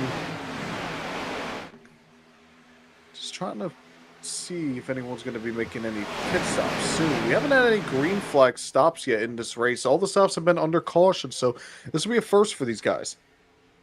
Yeah, Freilich, I wanted to mention him. He tried to make a move to the outside and take it 3 wide, and again, we saw that third lane just hasn't really, nobody's been committed to it. I think if somebody went with him, it might have worked, but nobody went there, and as a result, it kind of just pulled that outside line backwards a lot, and this is the first time we've seen that inner line be the one prevailing as a result of that momentum shift. Ballheis clear of the 70 of Cheney. I'm kind of surprised he didn't switch up to the outside lane to try and take these guys out of control of the field, but you see it there, the second that outside lane got hooked back up, immediately a big run builds from the 70 and the 59, and they're right back at it against the leader in the 8 on the bottom. Just impressed at how this outside line can keep this momentum with a lack of really personnel up on the top side. I mean, so you've got like 6 or 7 cars up there on the top side. Everyone else on the bottom is single file, and it looks like they're not going double wide, except back there it's Jason Marshall and Dimitri Mudros back there at around 30th. I guess everybody's preparing for pits as Harrison looks low a little bit, maybe teasing the double yellow line, but he's not going to be pitting this time by. You really don't want to go with yourself. You want to get a pack going if you're going to pit. Yeah, and you're seeing a lot of these guys start to fill those gaps on the inner line, and as a result, that outside lane, you kind of start sweating a little bit because you're starting to lose numbers as people prepare to get to pit road. And you really, if you're on this outside line and you're up towards the front of the field, you're contending for the lead right now, but if enough people jump down on the bottom to prepare for this pit stop, it's going to mean that you're going to lose that big advantage you get on the outer line, as Cole Wilson knows that. He's going to jump down to the inside. Handful of cars are still jumping down to the bottom, and they're starting to lose that strength in numbers on the top. Cheney's going to do the same, maybe. Not just yet. Was blocking a little bit of the run of the 72, but still staying in front of Page. But again, this outside line is starting to lose that strength in numbers, and these guys are going to have to think about maybe jumping down to the bottom so they can get ready for the pit stop. Lars Chenoweth in the 11 is going to do the same. Nice couple of moves by the 11 and the 72 to just about find that gap to the inside lane from third in line on the outside, get down to the bottom, and I think this is where you're going to start to see that outside really dissipate. A couple guys go back up top. The 70 goes up top. 59's been there. So I mean, they're doing enough just to keep it alive, but I mean, yeah, you can see less cars. Yeah. Page called it out over the radio for Cheney to get down to the bottom, and there it is. These guys are going to prepare for the pit stop, and unfortunately, it's the 23 of Warren, who I was talking about earlier, that ends up being the one and only car left on the outer lane. Harrison and Trifari also on the outside, but they're a long ways back, so not really a whole lot of momentum for them to build on that outer line. Cheney with the lead. First green flag pit window is looming for our leaders in just a couple of laps. I believe there was a call out of about 5 or so laps, maybe less than that, over the radio for these guys to bring it down pit road. Would be a pit stop just past lap 70, and after that, with about that 40-lap run or so, would expect these guys to come in not too terribly far from the end of the race. So I'm sure these guys are kind of tight on fuel at the moment. You look down at the lap counter and you think about the fact that at the top of the show, our fuel run was maybe about 40 laps. If they were to pit right now, it would be within the final 10 laps if they would run out of fuel next. You can... we got takers now. I heard a 77's coming this time. Looks like we had negotiations happening over the radio about who would pit when. I saw JMD say over text chat about 3 laps ago that he said 4 laps. Not sure if that was referring to when they would pit or how long they had on their fuel, but it seems like we're going to start to see pitting this time by. This is going to be the big moment. We haven't seen this field come down for green flag pit stops just yet. So this is going to be a big moment. Don't lock the tires. Get it down cleanly. Don't hit anybody. Here they come out of turn 4. See if anybody comes in. There goes Harrison. We see Chase Schaefer in the 74. Huge lockup for the 77. Schaefer got in really hot. Page went down as well, I believe that was. Absolutely smoked the tires. I would not be surprised if he got a speeding penalty off of that one. And there it is. River Page. Too fast entering for the 59. That is a heartbreaker for one of the cars that was controlling this race. So just a handful, about 7 of them or so, came in on pit road that time. We're going to see some more this time, if I would not be surprised to see them. A handful of the secondary pack come in as well. Lilly calls it out. Believe Hyder will come in as well. Chenoweth leads. Here they come down pit road this time. Who comes in? All of the leaders. This is going to be a lot of the field. Jordan White in the 83 stays out an extra time. And about half, maybe a little bit more than that, closer to maybe 2/3, came in to pit road that time. Keep it clean for the most part. I saw a little bit of smoke, but we hear any reports about any. Yeah, let's say no penalties. Everybody like that all top, clean. Yeah, all clean so far. Looks like the top few guys are going to pit here. Looks like the remaining 15 or so drivers that have not pit probably going to pit this time by. They're going to be led by Jordan White coming down here as Elijah Ennis up there going to get lapped again. And here they come. Oh, huge lockup for Levi Light. Get it slowed down. Does.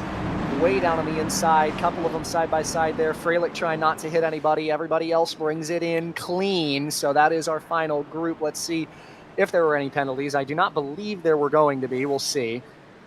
And Got there are no four more that penalties. haven't pit here. Thurston, Kelly, Walker, and Stewart. So a group of guys that we've seen up at the front a lot today. These guys staying out here as the guys in front of them are guys getting off of pit road trying to get that pack regrouped up. Yeah, the big deal is that these guys are going about 42 laps, so they are going to be really tight on fuel to the end of this race. At the moment, I'm not sure if they're going to be able to make it. It's going to be close, but these few are going to hit pit road all together. Thurston in a little hot, but he will make it, I believe. Everybody else of those four get into pit road. Meanwhile, the race off of pit road, Jordan White holds the lead of the group that hit pit road last time by. Trifari in the 9 is the one that ends up in the lead of the cars already on the track and should be our net race leader as he hits the racetrack back up to speed. Rest of this larger group getting back onto the racing surface a handful of car lengths behind them. Going to have some time to make up, but this secondary pack is just a little bit larger. We see another group led by Landon Warren had a pretty good pit stop in the 23. He's on the outside in front of Chase Schaefer. And closing up on this group, going to go to the outside of them as that group gets formed up behind who should be our net race leaders.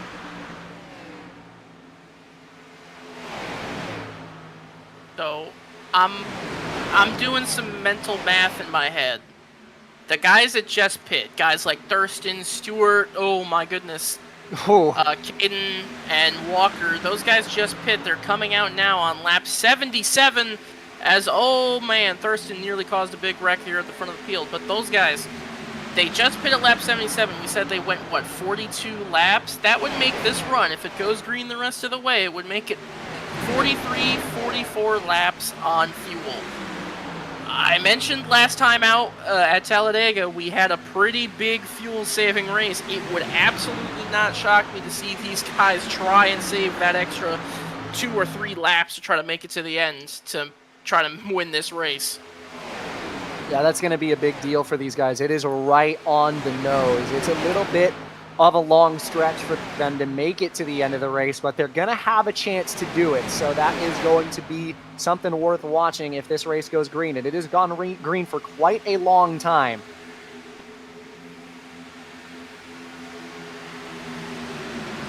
A couple guys already get it down. Nate Stewart leads pack number 2. Behind our leading group of 7 cars, it's 6 lead lap cars plus River Page. Saw Katie Mobley Kelly get a little out of shape there. He just shot below the double yellow line, and now he's back up above it. There are 3 wide back there as they're trying to get all sorted out here. Oh, there was a huge stack up there coming out of turn 4, and Mobley Kelly got shoved through, managed to save it. That was very nearly the caution that would have thrown the fuel strategy pretty much out of the window. Great save. Again, we've seen a lot of great car control here today. Here's Thurston, who was one of these cars that pit late, joining the secondary pack. They're starting to catch up to the primary pack right now. You're going to start to see the difference between 7, 8 cars versus 30 plus in just a few laps. 4 cars to look after who might have a chance to make it on fuel. There's a couple of others. If they pit late and save it a little bit extra, the guys who pit just about a lap before them might still have a chance to make it. We'll see. It's Thurston in the 96, the 18 of Mobley Kelly, Aiden Walker's 93, and Nate Stewart's 45 are the 4 cars who pit the latest. Keep your eye on those guys. Those are the guys that are going to be in the catbird seat if this race goes green for the rest of the way. But I just have a sneaking suspicion that it won't go green the rest of the way. I just feel like there's way too much on the line to risk a fuel run here, and I feel someone's going to get a little too aggressive back there going for it, and there will be another yellow in this race, I predict. This time by at the stripe for our leaders, a long way out in front of everybody else. 40 laps to go here from Daytona. It has been a long one here tonight, but a clean one for sure. We've seen only just a couple of cautions in this race so far.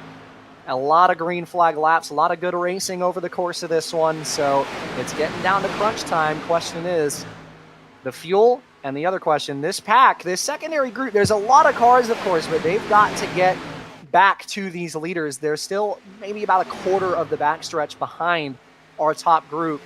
That gap right now is 5 seconds between our leaders and then that secondary group. So they're going to have to work hard to get back up here. They got a lot of laps to do it, of course, but a lot of race left to go. And this top 6 are all working comfortably together right now. They know that they need to stay in this kind of line to try and keep group number 2 behind them. But right now, looking at the lap times, they are gaining by a tenth or so per lap, maybe a little bit more than that. And they're starting to single file out in this secondary group as well. The top 3 have broken a long way out in front as a result of the slide for Mobley Kelly, I believe. So it helps them single file out. Just kind of think about the fact, hey, you got to think big picture right now. There's a long way to our leaders.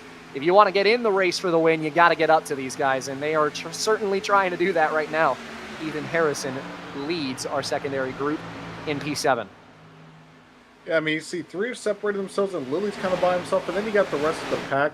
I mean, they could still catch the lead guys. They got plenty of race. They still got plenty of time to do so. But I mean, if I'm Lily and if I'm these top 3 guys, Harrison, Shawnee, and Thurston, I'm going to back it off just a little bit. And even looking back at the other field, you can see it on your screen just for a moment where the main pack isn't really put together. I mean, all things considered, the front pack is more organized than the back pack, and they got more cars. So they're not going to catch these guys as fast as they'd want, or maybe even at all, if they're just going to be spread out like this. I mean, look at it. You can see it on the screen right there. You got one cell of cars and another cell of cars and then a big cell of cars. You're not going to catch these guys who have some of the best drivers in the field by doing that. Yeah, it's kind of stagnated between these guys. And that doesn't surprise me that the last couple of laps wasn't all that great, because this second group here separated just a little bit, and there were only 3 of them leading for just a couple of laps there. But everybody's starting to get back together just a little bit. But everybody's still clean at the moment. Lap traffic in front of our leaders. A 3-car group of lap cars. Tyler Dixon, Max DiFilippi, and Alexander Levi are all about to be lapped by the 9 of Trafari, comfortably in the lead, and no moves right now. Go through our top 6. Trafari first. Marcus Vanderlee in second. Third is Ballheis in the 8th. Cole J. Wilson is in 4th. Lars Chenna with 5th, AJ Hyder in 6th, and of course River Page, lapped thanks to the pit road penalty, is the 7th and final member of our leading pack. Tough to tell if this lead pack is trying to save fuel or if this pack behind them is trying to save fuel. This time by, we're going to get a pretty good look at the lap times here. Leader Connor Trafari running a 48.03 back here. Going to have to look to the back there. Ethan Harrison leading this line is going to run a 47.90. So obviously this little pack of 8 or so cars is maybe not trying to save fuel. They're trying to catch up to this lead pack and race, and maybe the guys behind them, they are trying to save a little bit of fuel, trying to make it to the end.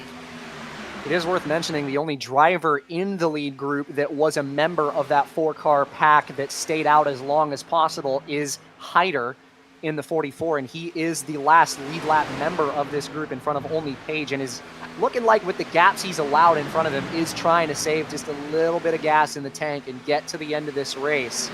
He's doing a good job of it right now as our defending champion, looking comfortable at the moment. The secondary group is running better lap times than our leaders at the moment. That was a 47.8 from Ethan Harrison that last time. Of course, they can't save fuel right now because they know they need to get up to the leaders. But it is a pretty big gap right now. They lost a little bit of time while they were getting sorted out and making that pack, as it was just the front 3 of Harrison, Cheney, and Thurston for a little bit. They fell back to about 5.5. Now the gap is 5.0. Just trying to close back up on these leaders. Again, we talked about the fact they've got a lot of laps left, but they're starting to run out of them. Not a whole lot of race left here in Daytona. Well, Lily's trying to catch up to the back buffer, so that backpack is starting to close in just a little bit. Get as much energy as you can, maybe get a single file, double file at most, and really just roared through, and I think they should be able to catch them pretty quickly after that. But again, they just got to get together. If they can't get together, then this is all for naught.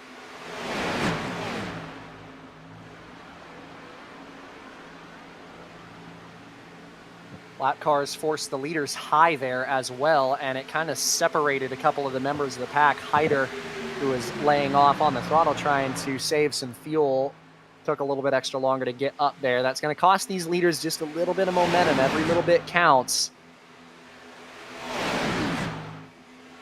Leaders hang on the high side for the time being, trying to just preserve as much momentum as they can and keep everybody on the same page. Sort of a mixing up of the cars there. I know these guys behind them were talking about the race for the lead and the race for the, victory at this point. I believe that River Page is actually racing these guys for the lucky dog. So this is a little bit of a two-pronged battle here. We've got the battle for the lead, obviously. They're trying to, draft and save fuel, these top 6 cars. But River Page and those 3 lap cars that just passed, they're all racing for something a little more important in their eyes, and that's to get back on the lead lap and maybe compete for this win.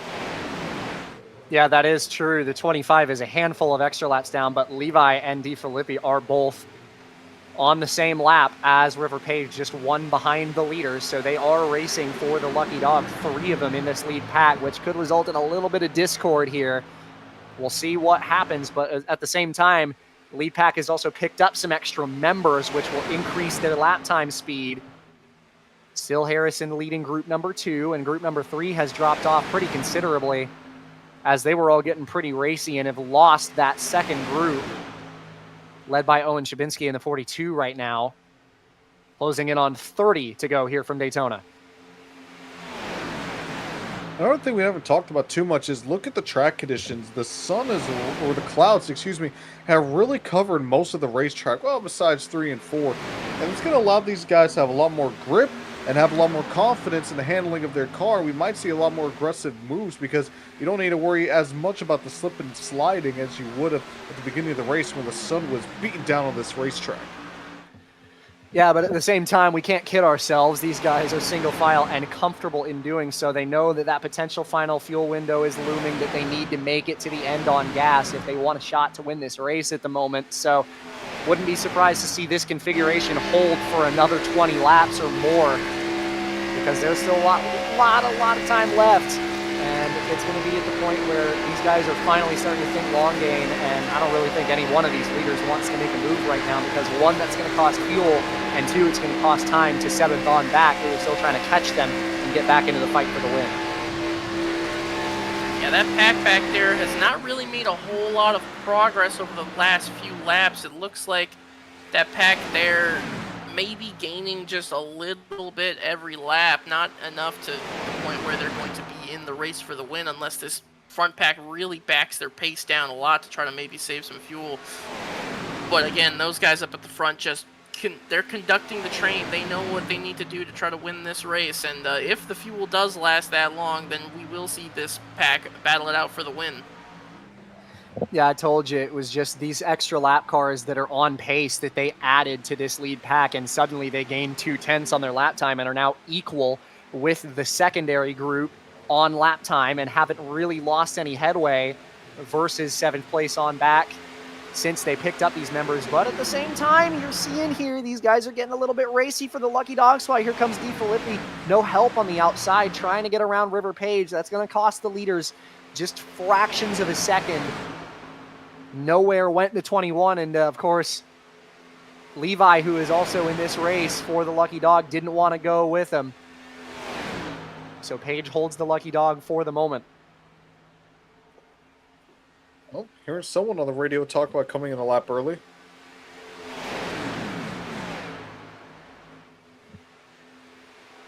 Question is, if any of these guys in the lead pack, of course, this is an efficient configuration, so they are running pretty well on fuel right now, but still, Trifari's leading a lot of laps, which is going to cost him some fuel mileage. Everybody else in this pack, the further back you get, the more fuel you save. And of course, Hyder, who is the best of these guys on fuel, has been the last lead lap car in this group the entire time. So, Do they make it? That is the question. Do any of them have enough fuel to make it? Again, Hyder's probably got the best shot out of any of them. It's going to be tight. We saw the longest run be about 42 laps or so under green. And of course, you lose just a little bit of extra fuel under the caution. Not a lot, of course. It's next to nothing. But still, this next run might be just a lap or two shorter. But that's going to be the question of if they can make it.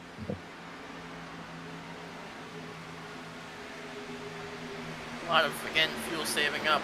Reporting on the progress back of the pack. Again, they're just not making any headway now with those extra cars added back of the pack.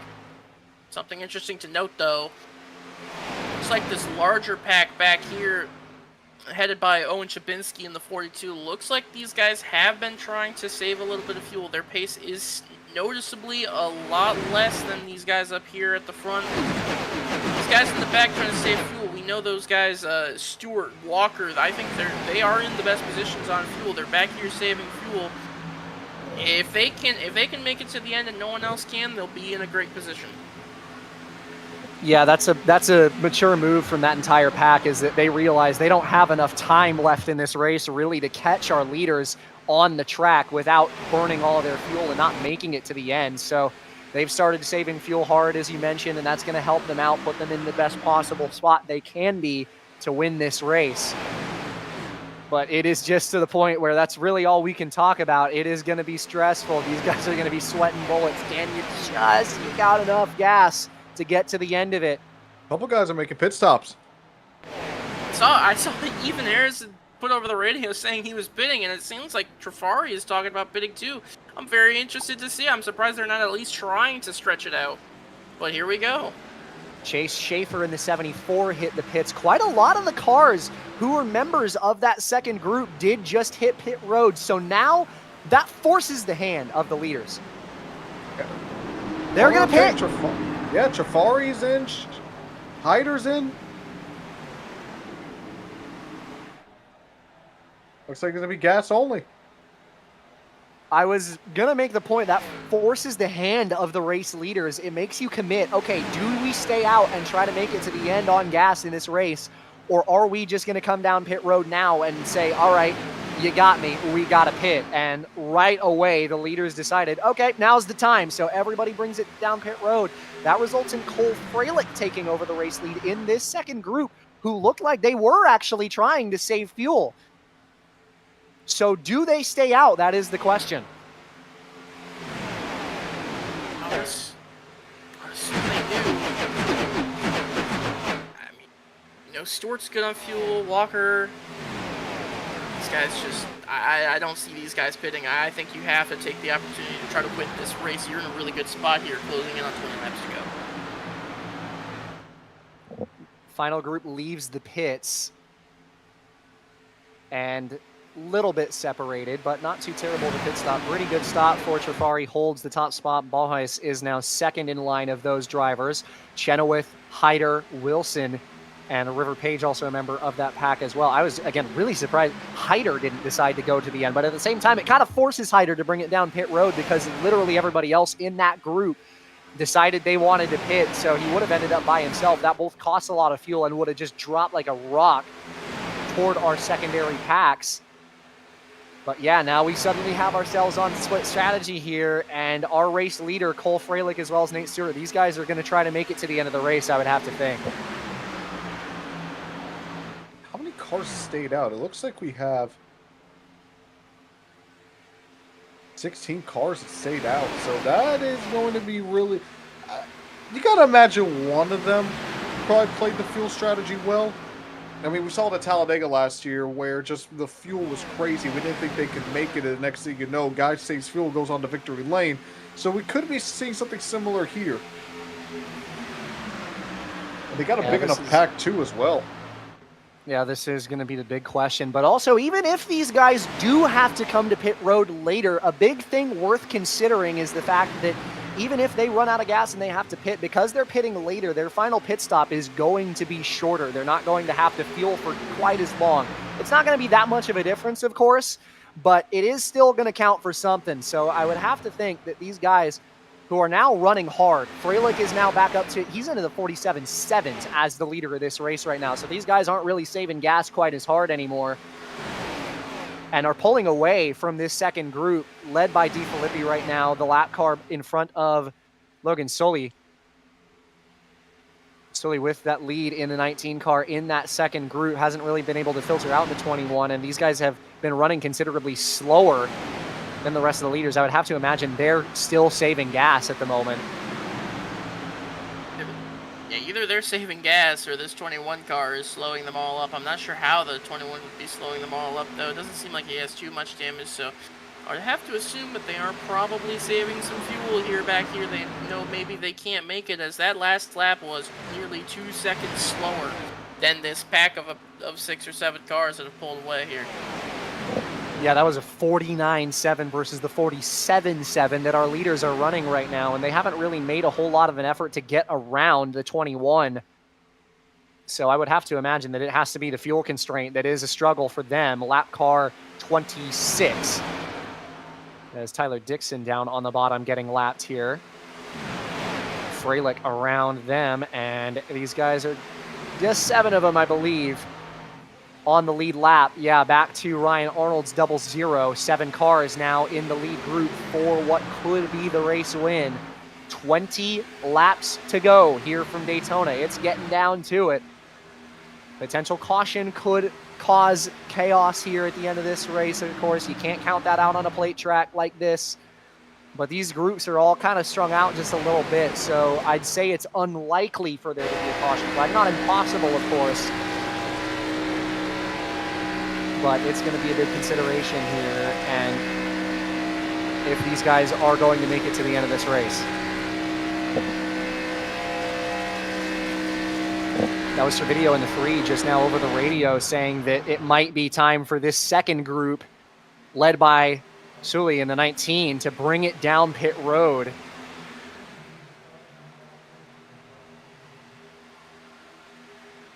They're remaining on the racetrack for now.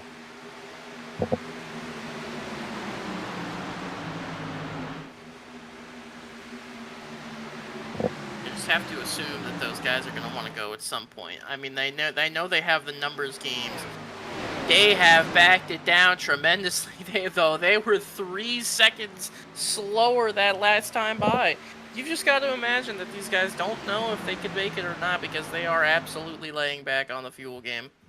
The other end of the question is the fact that even though these guys are out in front leading this race right now and they're going hard, at the same time, that's going to be a big question, because it was so hard on the nose that I think running this hard at all is going to guarantee you probably can't make it to the end of the race. So the question is, even if these guys pit, right now they're running so hard that they might be trying to make up time versus the guys who have already pit to be as close to the leaders as they can be when they do eventually bring it down pit road, or if they do. Again, it's just a will they, won't they type deal for these leaders right now. I just don't know. I can't answer definitively if they're going to bring it to pit road or not. I mean, like you said, they're running so hard. I feel like if they were going to try to stretch it on fuel, they would go a lot slower. The fact that they're pushing to the same times that, the Trafari group is, tells me that they're going to pit at some point. They just want to pit till the very, very last second. And that is told by the gap between them and the rest of the field on the racetrack right now. Back to the 19 leading that secondary pack, who were a member of this group at one point. They all were kind of one conglomerate, are now the entirety of the front stretch behind the leaders right now. They have lost so much time, and one of them just ducked off onto pit road, not sure which. It was Landon Warren in the 23 that ducked off and decided to pit, so doesn't look like he thinks he can make it. Look at the lap times of these guys in this pack right now. 52.1 from the 19.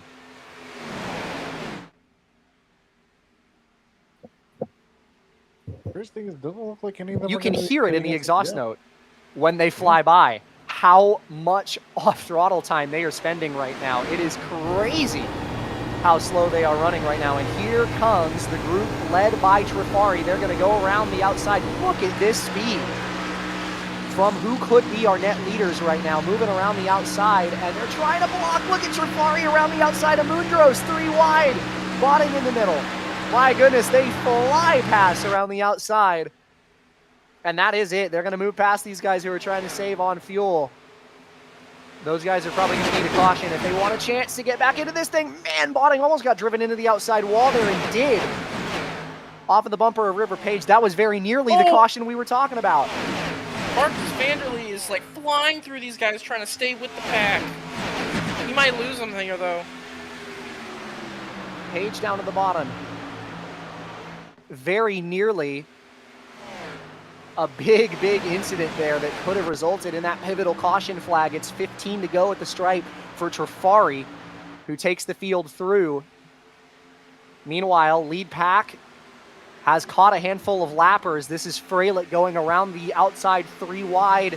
Chase Schaefer. Lap cars for the leaders, Nate Stewart and Freilich around the top. Still our race leaders at the moment. Are they going to have to hit pit road? I think they will. No idea when. So they got about a 23, 24-second gap Oh, to the... Oh, spinner, Samito. Down to the inside, he saved it. Caution is out anyway. Oh. That did not need to be a yellow. And this changes everything. Simply put, Wow. that shouldn't have been a yellow. I'm sorry. Listen, I know that, you know, a fuel mileage finish to the ASCA 500 would have been an absolutely mundane way to end the 10th edition of this race, but you just gotta let certain things play out at some point, and I feel like that was a yellow. That was just a tipping of the scale there, just in my opinion. Unnecessary. Yeah, a lot of people not happy over the radio.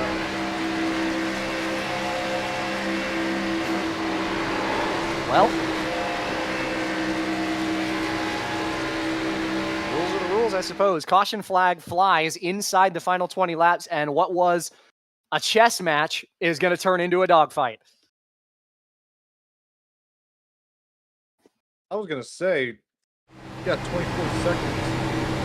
Maybe they could have made it on fuel and still came out up front, but obviously none of that sounds good.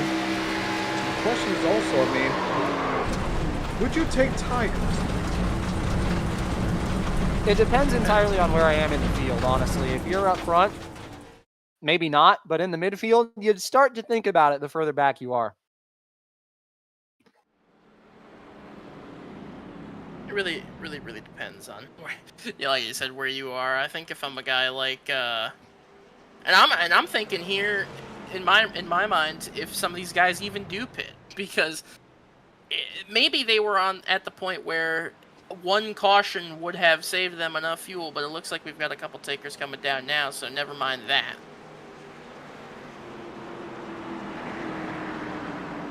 Yeah, leaders are going to bring it down pit road.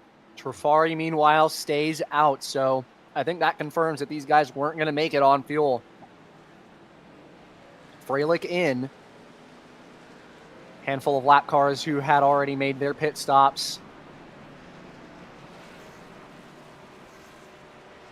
And Trafari will be our leader. Oh boy, well, if there's one person who, I don't know if you want them blocking all the lanes coming to a few laps ago, it's Connor Trafari. You can see he's already going down on the apron, probably trying to save a little bit more gas. But yeah, he's talking about one of the most aggressive guys in the field, and he's going to have control of this race with under 10 laps to go. This is going to be a wild finish.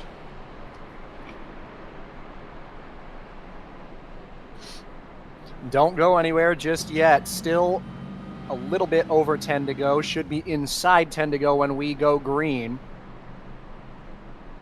This is going to get wild. Trafari leads it. I would not be surprised to see a wreck or two as these guys get antsy for the lead. Again, as I said, it turned from a chess match to a dogfight. This just got ridiculous, and it's going to be a mad dash to the finish.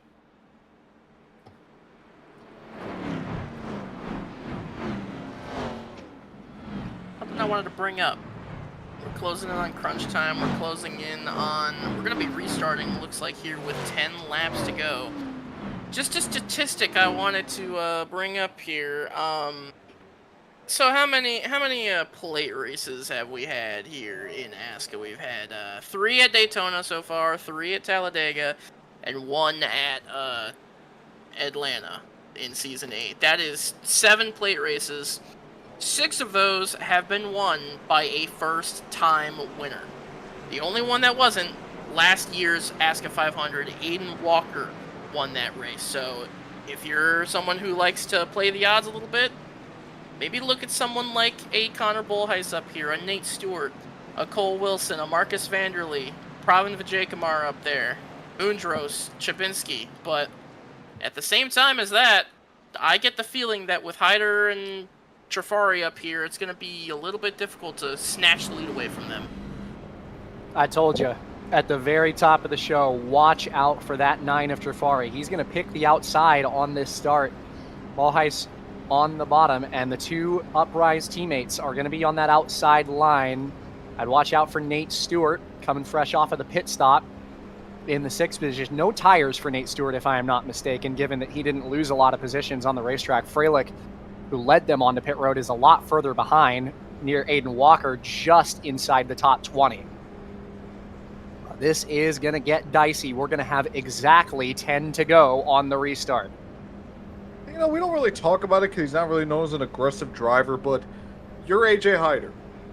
You are going to be starting in the in the second lane on the outside with Trafari right there. You know you're going to work well with your teammate, but come like 3 laps to go, you got a chance at your first ASCA 500 victory. How aggressive does he get? Does he start to throw team procedures out the window? How aggressive is he going to be? You got a couple uprise cars as well towards the top 10. You got Caden Mobley-Kelly. My pick, you got Chris Lilly there as well. Both of them hungry for an ASCA 500 victory. James Durson in the mix as well. You got a couple uprise cars up here inside the front, but, I mean, when it gets to the crunch time at the end of this race, forget uprising. You're the driver and you're the number behind. We're going to find out if Allegiance goes out the window. Pace car in on the left, 10 laps to go. Trafari on the outside, control car, he leads it. Green flag is in the air as we race towards turn number 1 and even start from the 2 leaders.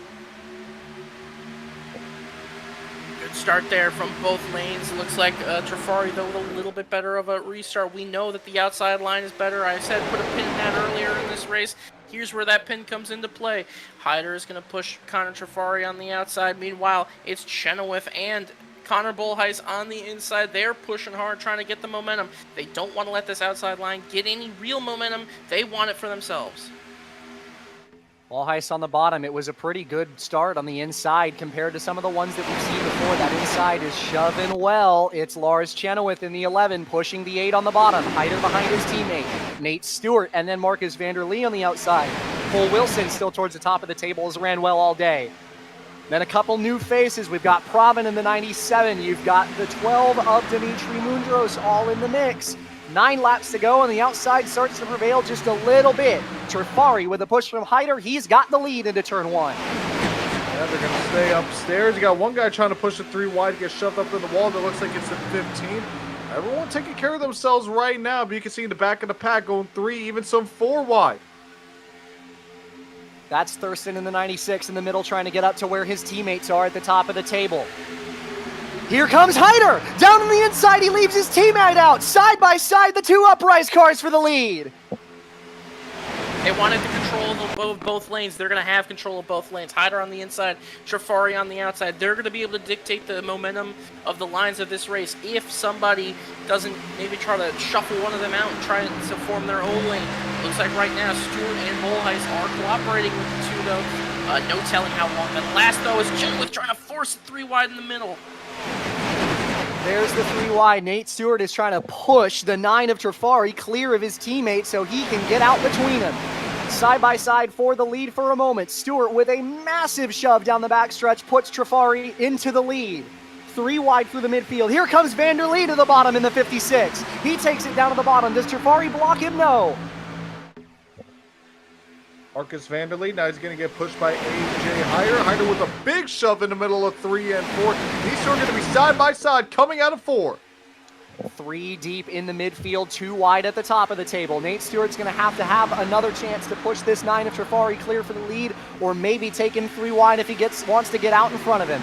Down the front stretch into turn 1. Trafari still with the lead on the outside. These guys getting a little bit squirrely, but don't look now. The 45 of Stewart and the 15 of Freilich. These two have worked together all day, and now they're hooked up on the outside line.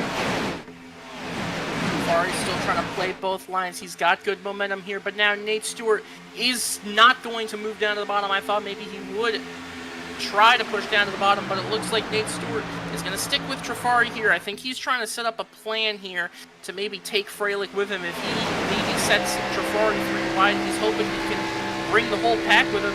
And here's a name we haven't said all day up in this lead pack. It's Ryan Arnold of the 00. He is up here, 4th car on the outside. Behind him, Daniel Stefchansky in the 34.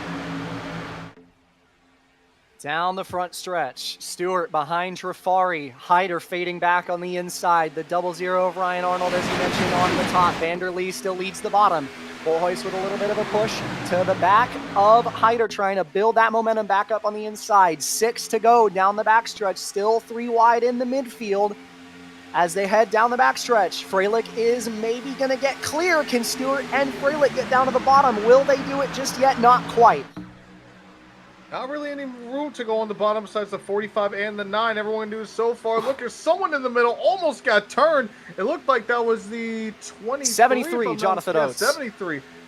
Yeah, the 73 almost got turned in the middle Trouble of in the that. back. It's Elijah Innes spinning, but keeping it green. Oh! It looks like. Oates into the outside wall. They're going to crash. That's the midfield, and there goes boy. everybody. Upside Jonathan down is the Marshall. 5. Oh! And there's that bubbling, boiling pot. It finally bust open, and everybody in the midfield around. Caden Mobley-Kelly, engine damage, he's done. Christopher Lilly, his bid for a second ASCA 500 is over.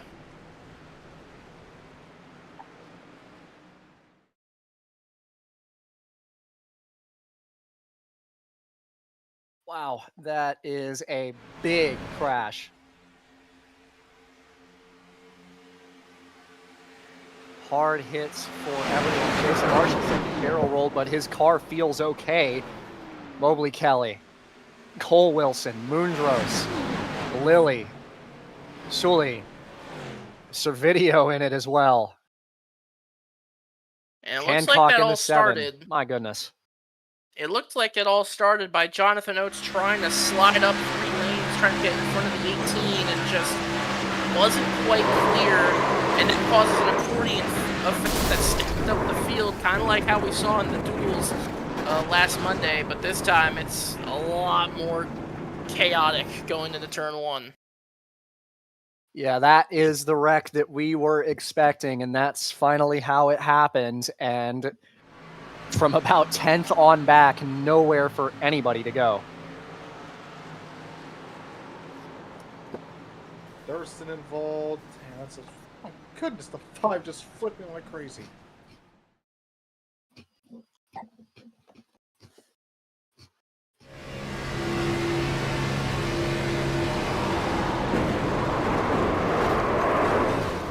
Well, I would expect to go to green-white checkered territory here. This is going to get ugly on this final restart.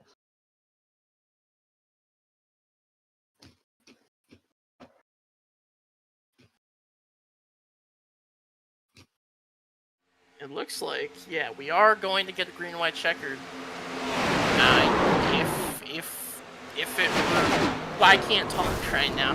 This race has got me all tongue-twisted, but if I recall correctly from Friday's DBSO 300, these guys are only going to get 1 attempt at it.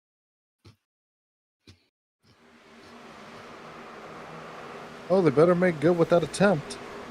That's all I'm going to say.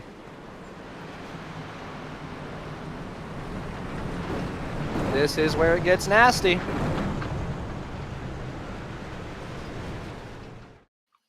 Nasty on the racetrack and nasty over the radio. Some people getting a little hostile here. That's $500 for you.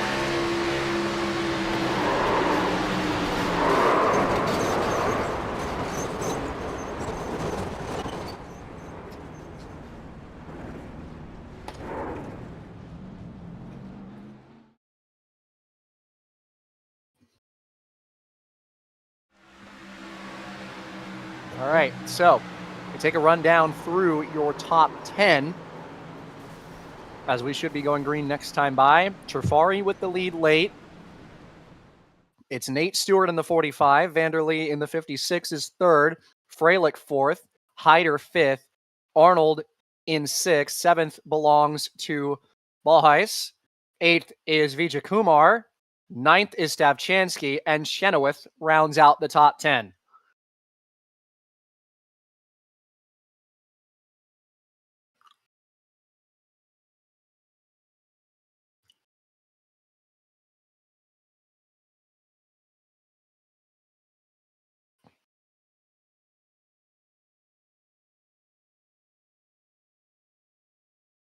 Well, you asked for drama, you got it.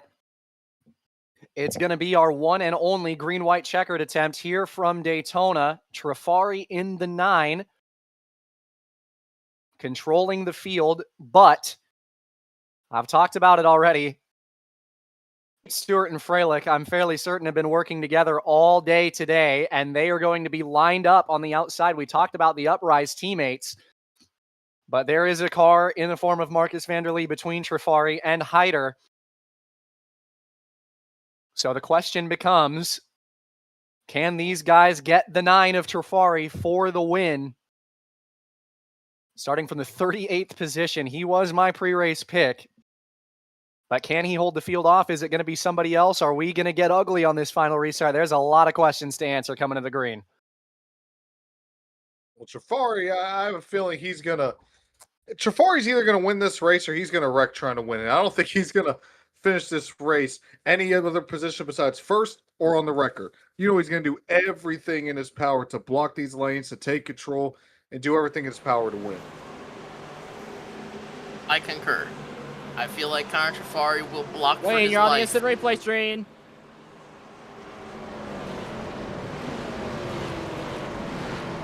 Okay. Coming to the restart.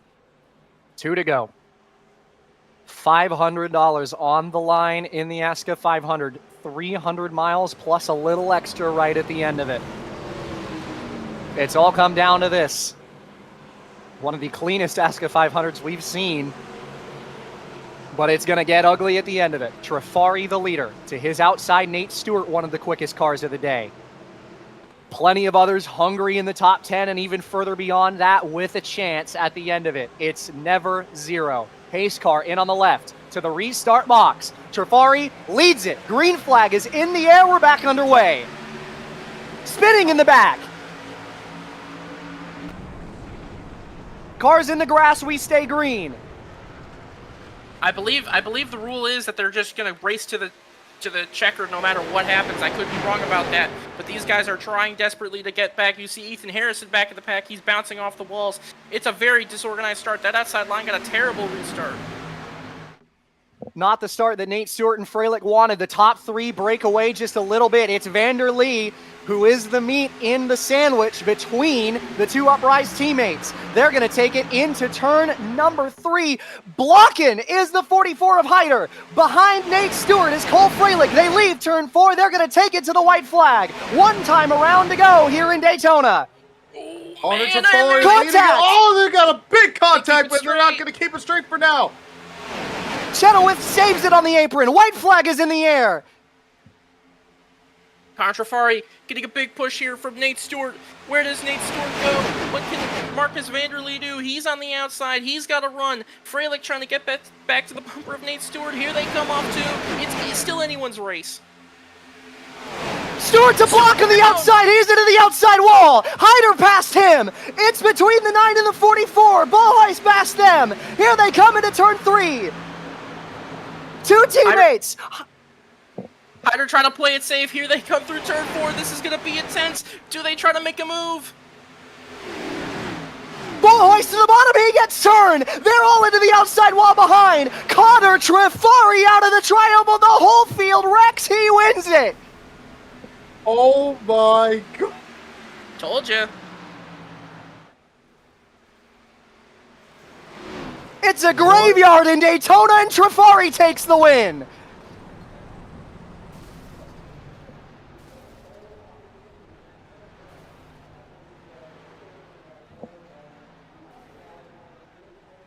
Wow, And what a finish.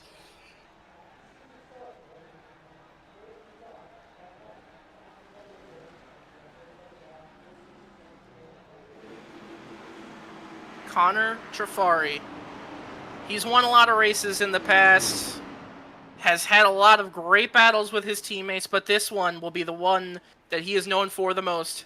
Connor Trafari, the $500 prize, and the ASCA 500, the 10th edition, and he'll take home the Jason K. Ladley Trophy. Yeah, it's just that move. It's in turn 2. Nate Stewart was thinking about getting in front of Vanderlee, but Vanderlee got that big push from Hyder, and it was at the perfect time with Nate going to the outside and ended up turning himself into the outside wall. That big hit there. And then that big wreck down the backstretch. Everybody trying to find their way through it. Cars backwards, cars sideways, and then getting back going. It was Balheis trying to find his way past Hyder with a chance to win it. And Hyder blocked him down to the apron, and that got him turned around in front of the field. More collisions. Servideo, who was blowing up on the inside lane with nowhere to go, he gets tagged into it. The whole rest of the field wrecks behind that. Who gets through for P3? Jordan White. That was Jordan White, who Levi Lipe all the way in the grass. Who restarted in P20. He was able to just avoid the chaos and finish P3. I consider that a good day in the office for Jordan White. What is this top 5? It's a I've crazy never one, seen a that's top for sure. 5 like this before.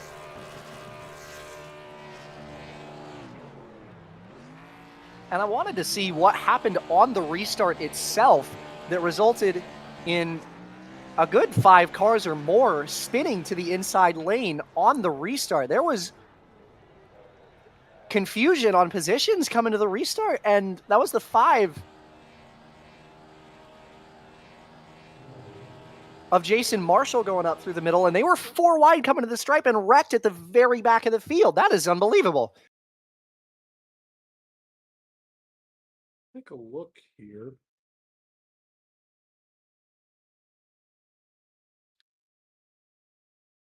Yeah, let's just say everyone in the driver's chat is not happy about the. I don't know what this is. Like, this should have got situated a lot prior. I don't know what this whole calamity was in the back. Well, like we said, typically these wrecks happen in the back of the pack of these guys. So, I guess that's another example. So let's take a look at our finishing order following just an absolutely cataclysmic ending here in Daytona. It's Trafari restarted the leader, finished the leader from the 38th starting position. He wins it here in Daytona. Second place goes to AJ Hyder. It's a 1-2 for Uprise after all, after it looked like a tornado ripped through the field at the end of that one. He comes home second. Jordan White survives the chaos and the wreckage and comes through the smoke cloud third. Levi Lipe is in fourth. Lars Chenoweth rounds out your top 5 after the entire field wrecked behind him. Daniel Botting survives for P6. How about Brandon Sampson finding his way through the wreck in 7th place? Tyler Cheney is in 8th. Hancock 9th. Cole Freilich rounds out your top 10. Move down 11th through 20th, as it is Ryan Arnold who finishes in the 11th position. 12th goes to Aiden Smith. Then 13th is Logan Sully in the 19. Balheis in 14th place. Daniel Stavchansky is in 15th. 16th goes to Pravin Vijayakumar. Dimitri Mundros in the 17th spot. 18th is Diego Roldan. Owen Shabinsky in 19th. And rounding out the top 20, that is going to be Ethan Harrison in the 77. 21st goes to Nate Stewart after a block gone wrong on the backstretch. Chase Schaefer is in 22nd. Jonathan Oates, P23. Jason Marshall is in 24th. James Thurston in P25. Aiden Walker, 26th. Marcus Vanderlee, so close at the end of that one, 27th. Last car on the lead lap. Connor Berkey is in the 29th position. Landon Warren ended up in 28th, I believe. 29th is Connor Berkey. 30th goes to Jason Samito. 31st is going to be Max DeFilippi with Alexander Levi in 32nd. Ted Lowendick is in 33rd. 34th to River Page with that rough pit penalty from one of the top positions on the racetrack. Nico Servideo is in 35th. 36 goes to Tyler Dixon. Chris Lilly in 37th. Caden Mobley Kelly 38th.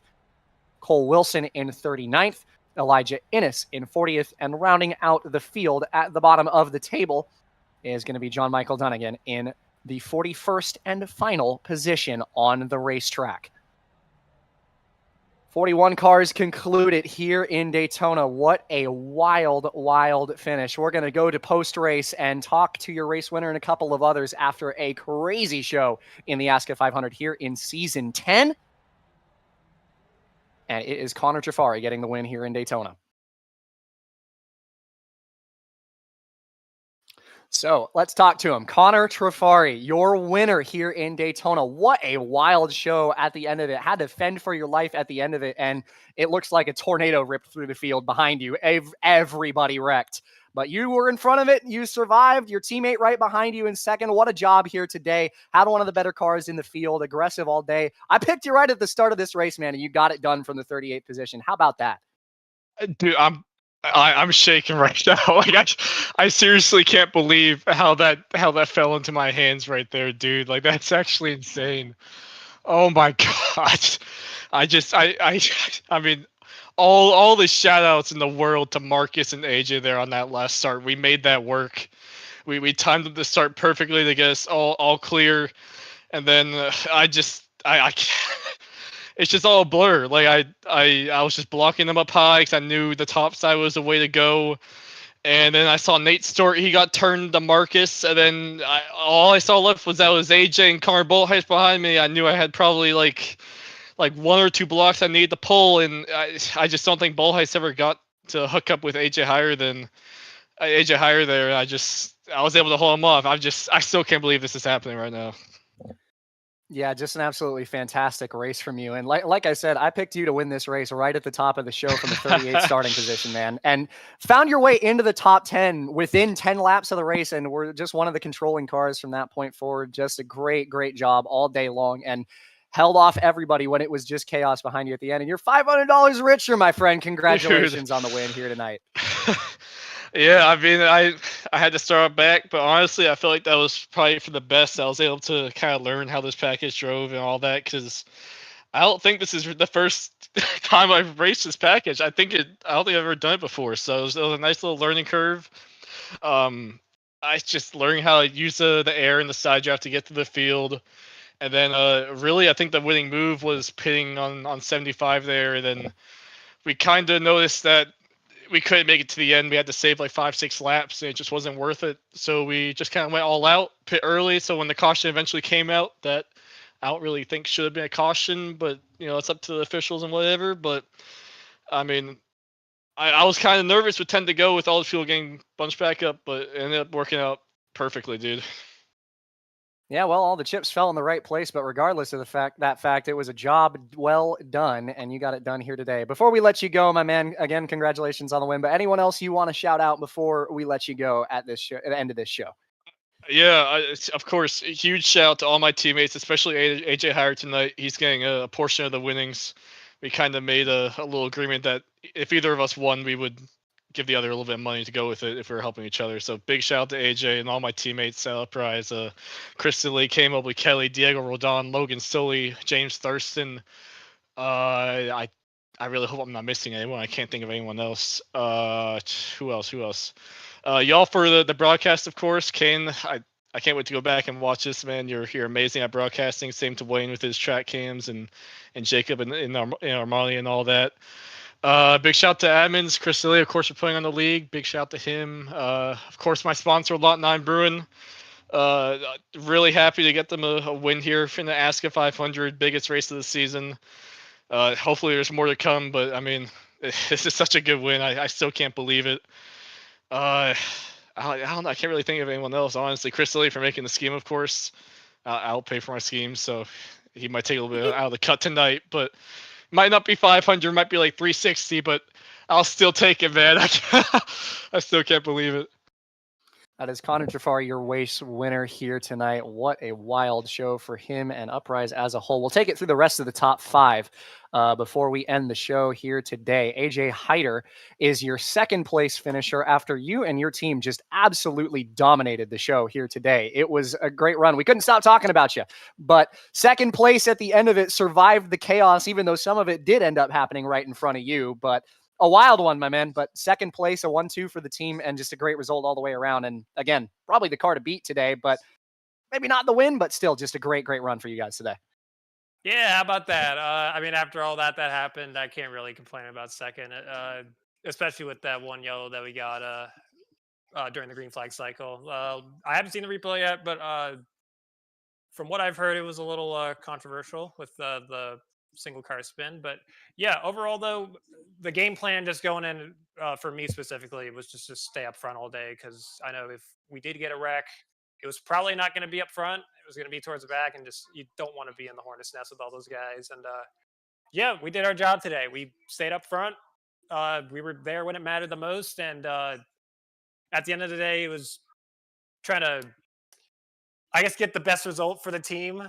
I know. Yeah, I'm probably gonna think about that move in turn 3 for a while, but I just felt like with the guys that I had behind me, I don't think they were willing to help me at all. So I just did what was best for the team and pushed Connor to the win.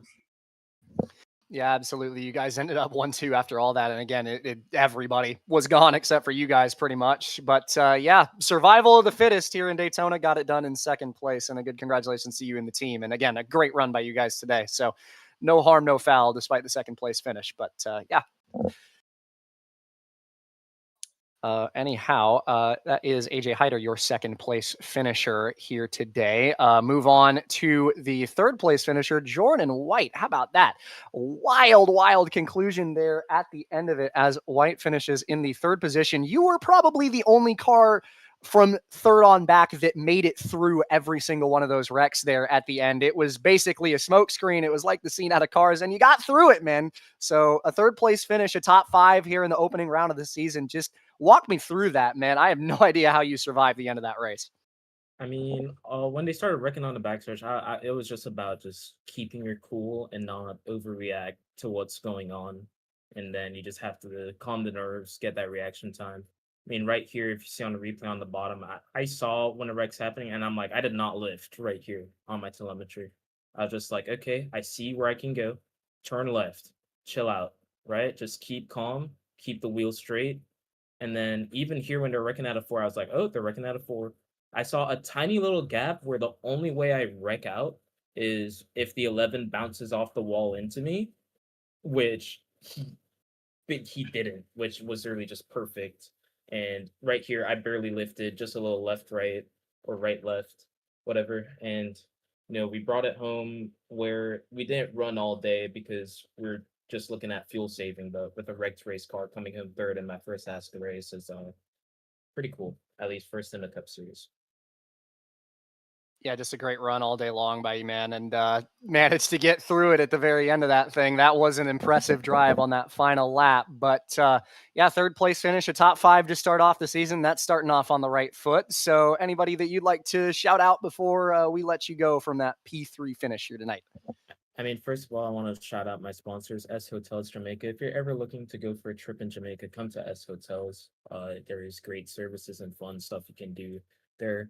Also, shout out Whiplash Sim Cams. If you're kind of like a streamer on iRacing or even a broadcaster, Whiplash Sim Cams is the place for you to get amazing camera angles. Along with that, shout out Pit Stop TV, along with the JMMC, and then shout out Team Extreme as well, and Murders Esports, and McConey Setup Shop LLC. That is And Jordan I White also want to P3. shout out my teammate, Tyler Cheney. He was more upfront yes. than me all day, but yeah. Yeah, good run, man. Congratulations on the third place finish there and the chaos there at the end, and made it through. That was mighty impressive. Jordan White, your third place finisher. We go to fourth place. Was Levi Leip at the end of it, and congratulations, man! A top 5 after your fan club in the stream chat there at the end of that thing. So that was a wild one, but you had as much of a wild avoidance of that final wreck at the end as did Jordan White, all the way down in the grass to finish P4. That was chaotic, to say the least, but another one of these survivors at the end of it guaranteed you that run into the top 5 at the end and made it to the end of it. And again, good points at the end of the day. 4th is nothing to scoff at. And we saw a lot of you at the front of the field today, so it's not like you didn't run at the top of the table. So a good run for the team as a whole. But yeah, 4th place, my man. How does it feel? Oh, hello. Sorry, my mic was muted. It feels pretty good. We got through that wreck like right there. I had to go through pit lane to avoid it. It was really scary. I thought I was gonna pile into somebody, but we ran up front through most of the day, got to the lead. I just couldn't lead a line very well. I would start pushing really badly, and the car just couldn't stay to the track when I was in the lead. But I'll gladly take 4th after that. And just happy to get away from that race alive. Just go on to Las Vegas, the chase spot right now. Already thinking about that. Yeah, just glad to get a 4th place and to not die. Yeah, I mean, it's always a good sign to be thinking about the points at the end of the day. So 4th place finish for you. Again, good points on the board. That's how you want to start it, and especially feel a little lucky coming out of it with, again, pretty much the entire field coming apart around you. So good job today on leading laps, running well today, and yeah, congratulations on the good finish. We got one more to talk to. Hold on. I'd like to give a shout out to my sponsor, Blue Cup Soccer Challenge. Thank you to them for being on board for tonight's race with us. Thank you to Slow Racing and Aiden Walker for signing me to this team, and shout out to my parents because I know they were watching them. So, yeah. Always good to hear about family members. Well, congrats, man. A great run today. And sorry I was about to cut you off a little bit short there. No, but, Levi Leip, your 4th place finisher. Our final spot in the top 5, that was Lars Chenoweth in the 11, who you ran well today as well. Had a pretty good car underneath you. You made some very nice moves over the course of the race and are the first driver who was involved in that final crash. It was basically a slot machine if you were going to get through it at the end of that race. And pretty much the entire field was in at least one wreck on the final lap there. But despite that, left it facing the right direction and climbed across the line with a top 5 still, despite all of it. I'm sure you were wishing it could have got a little bit better at the end of it, try and get through coming to that checkered flag, but still a top 5 finish, nothing to scoff at, my friend, and a good run all around today for you. Yeah, I mean, I was doing pretty good for like the last that whole like last green flag run, with the green flag stops. I was doing great. I was like top 5 the whole time. Caution came out, kind of screwed everything over there. I was like on the restart before the last one, before the overtime. I was just like, I was pushing Connor. I forgot. There's too many Connors in this league. I forgot Connor. One of the Connors. And there was a gap in the middle, so I tried to send it middle, and it didn't work at all. I lost a ton of spots from that. So then the caution came out, and so I was like P10 after that. And then, I mean, there's only 2 laps to go. I couldn't do much. I tried my best to get to the front. I was getting like side drafted white flag. I was just kind of hoping they wrecked, and they did wreck, but just not enough. So came out with P5. I got lucky in that incident. Still kind of hammered the wall pretty hard, but not that hard, obviously. Yeah, absolutely. Just like I said, ended up being lucky enough to be facing the right direction after taking that hard hit to the outside wall there, but still a top 5. And again, you had one of the better cars today, it felt like. So just a good run for you all around, and to come home with a finish I'm sure you felt like you probably deserved today is obviously a good feeling, but a good finish for you. And any final closing thoughts or people you'd like to mention before we end the show here tonight? My sponsor, Blue Cup Soccer Challenge, Precision Setups at GG, and everybody at JoeCal. Well, congratulations on rounding out the top 5 here today, and looking forward to seeing more of you this season. That's Lars Chenoweth, P5, to conclude the show here tonight. An absolutely wild one at the end here in Daytona. Only about 2 or 3 cars made it through every single incident on the final lap there at the end, and 2 of them were at the top of the table to end it. So just, like I said, a graveyard at the end here in Daytona, but Connor Trafari gets it done. What a wild, wild race. And fellas, any closing thoughts before we end the show here tonight in Daytona Beach? I just want... You go ahead. I just want to say thank you to ASCA, the Alliance Stock Car Association, for allowing the Daytona Beach Sheriff's Office to sponsor the ASCA 500.